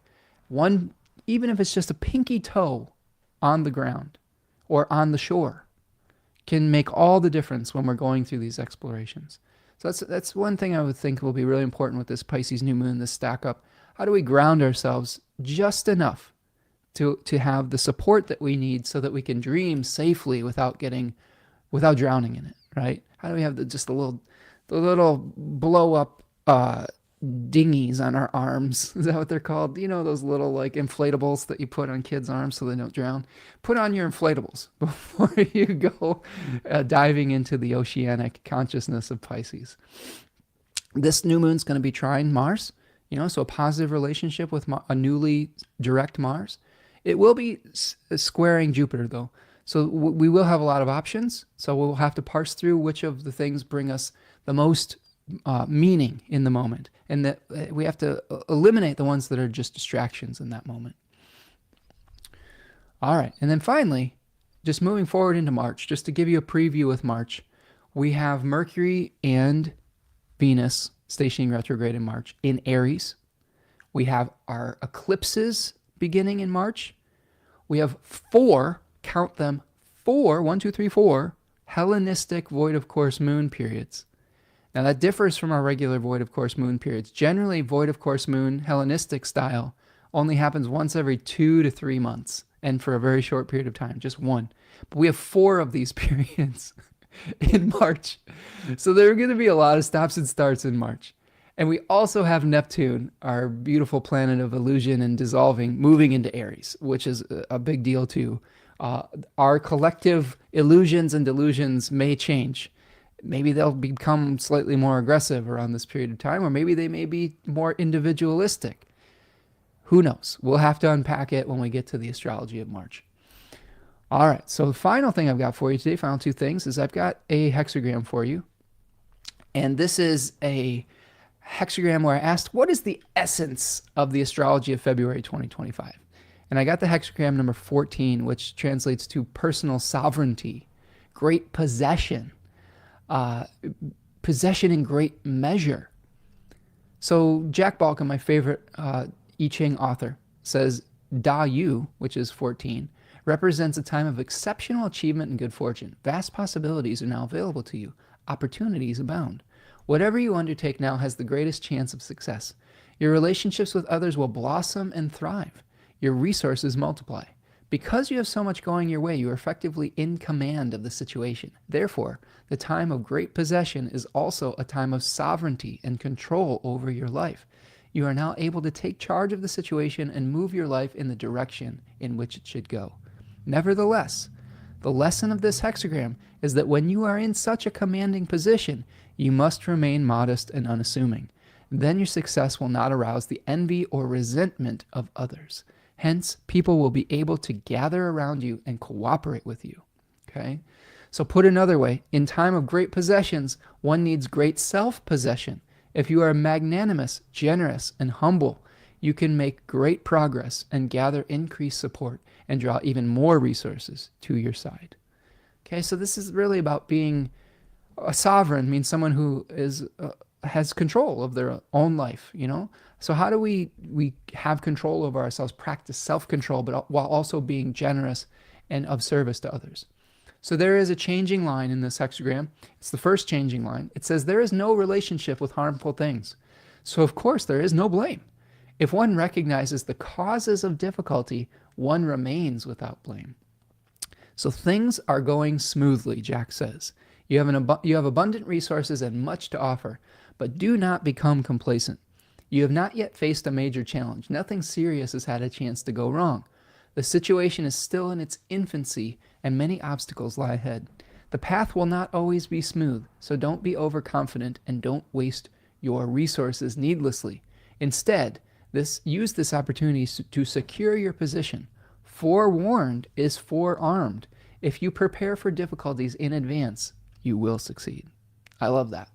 You know, this is some of the whole point of astrology is to be forearmed in advance so we make better decisions through our pronoia, our foresight. Okay, this is one of the things that, especially during Aquarius season, foresight is what helped people survive. Knowledge of whatever impending challenge that was coming helped them prepare. It helped these people who are aware of these great floods to build ships to be able to ride out the worst of the situation. So how do you build your own personal boat, ark, etc., to give you a container to be able to ride these different waves? Now, it's changing to the hexagram number 50 called the cauldron, which also translates to cultural renewal, in with the new, establishing things, formation of a new order. Sounds like Saturn coming into conjunction with the sun, right? Devotion, creation of new rituals, polishing your talents, seeking spiritual values, Pisces, anyone, and being of service to others. So this is really about a vessel. They called it a ding, a sacred vessel normally made of bronze in which ritual foods were prepared and cooked during religious ceremonies. Because fire is applied to the ding, it is sometimes called a cauldron, but a ding is a beautiful piece of art rather than merely a utilitarian device. The ding is a symbol of civilization and the benefits that will flow from civilization and civilized behavior. It is often said that the structure of the hexagram resembles a ding. So this is something where we're creating a new container, whether it's for our own journey or for social constructs that we have together. What are we cooking? You know, we use the cauldron. We say, what do we want to cook in our lives? The cooking starts with belief. You start with a recipe. First of all, when we're going through a process of cooking, we start with our hunger. We start with, oh, that would be good. Maybe we see a picture of a dish and we're like, that would be tasty. And then we follow the recipe. And then we start putting all those elements together, but then we have to let it simmer. So we might be able to, we need to engage with our patience when we're cooking something new. We need to get all the right elements together. We need to mix them in the right amount and appropriate amounts. This is socially as well as personally. And then we have to be patient and we have to let it simmer, let it cook. And I think that February is something where we're going to use our personal sovereignty to cook up something new that is beneficial for not only ourselves, but for others. The hexagram I got for you today, the animal that I got for you today is the woodpecker. So here we see a beautiful little downy woodpecker with this little patch of red, this little zebra stripes on his wings. Okay. Woodpecker is a beautiful bird.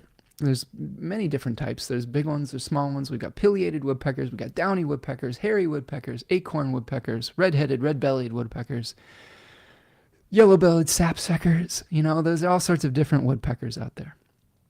I know a lot of their names because my dad is a birder, and I love birding too.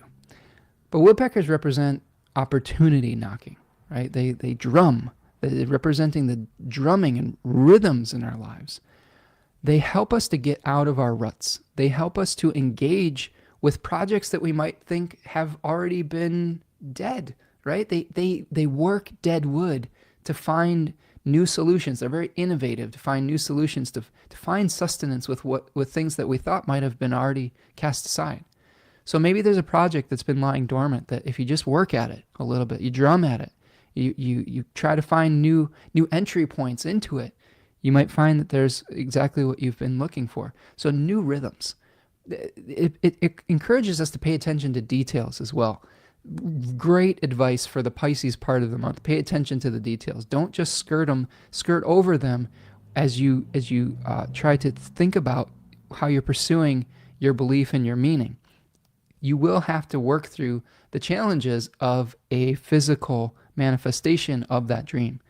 It also encourages you to finish what you start. If you've started a project, try not to leave it half done. Like, keep working at it.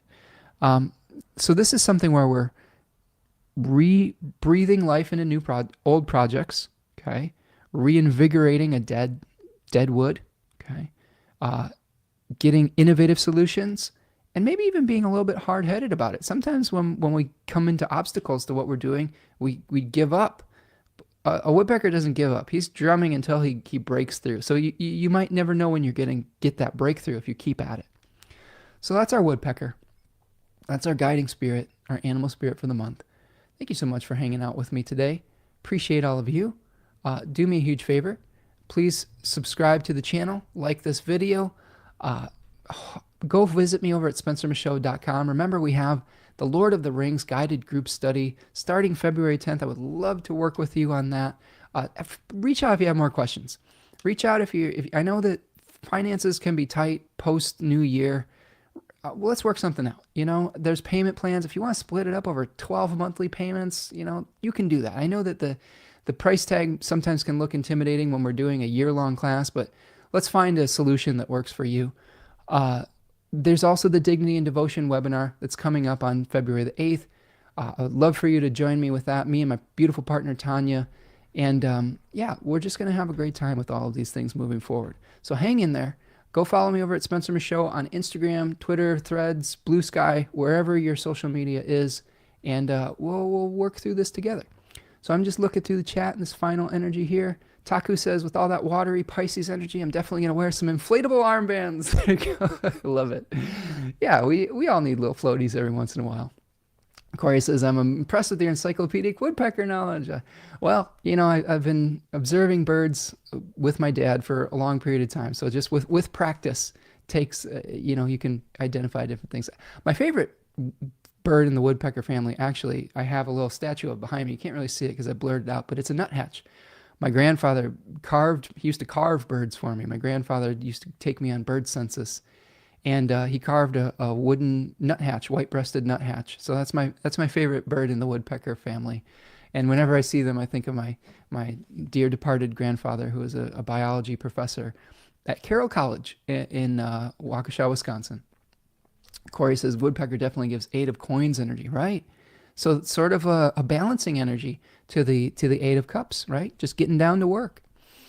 Corey says, excellent stream, friend. You and others are here, lifted my spirits. Oh, I'm glad to hear that, Corey. And again, hope you'll join us. If I have to twist your arm, it would just be wonderful to connect with you in a sort of in more of an intimate fashion within one of those great study groups.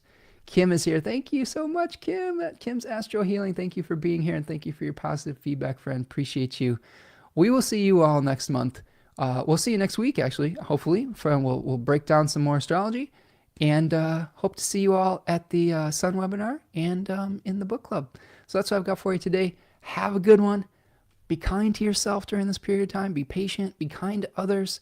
You can meet all of the nasty rhetoric with the love in your heart. And that is a radical act in some of these times when we see all this noise. It's just being loving, kind, and open to people in your life. And I think that, man, it really makes a huge difference. So take that with you into this beautiful Venus-Neptune North Node at the beginning of the month, and hopefully we'll be able to spread some joy in the world. All right, friends, that's what I've got for you today. Have a good one. Peace.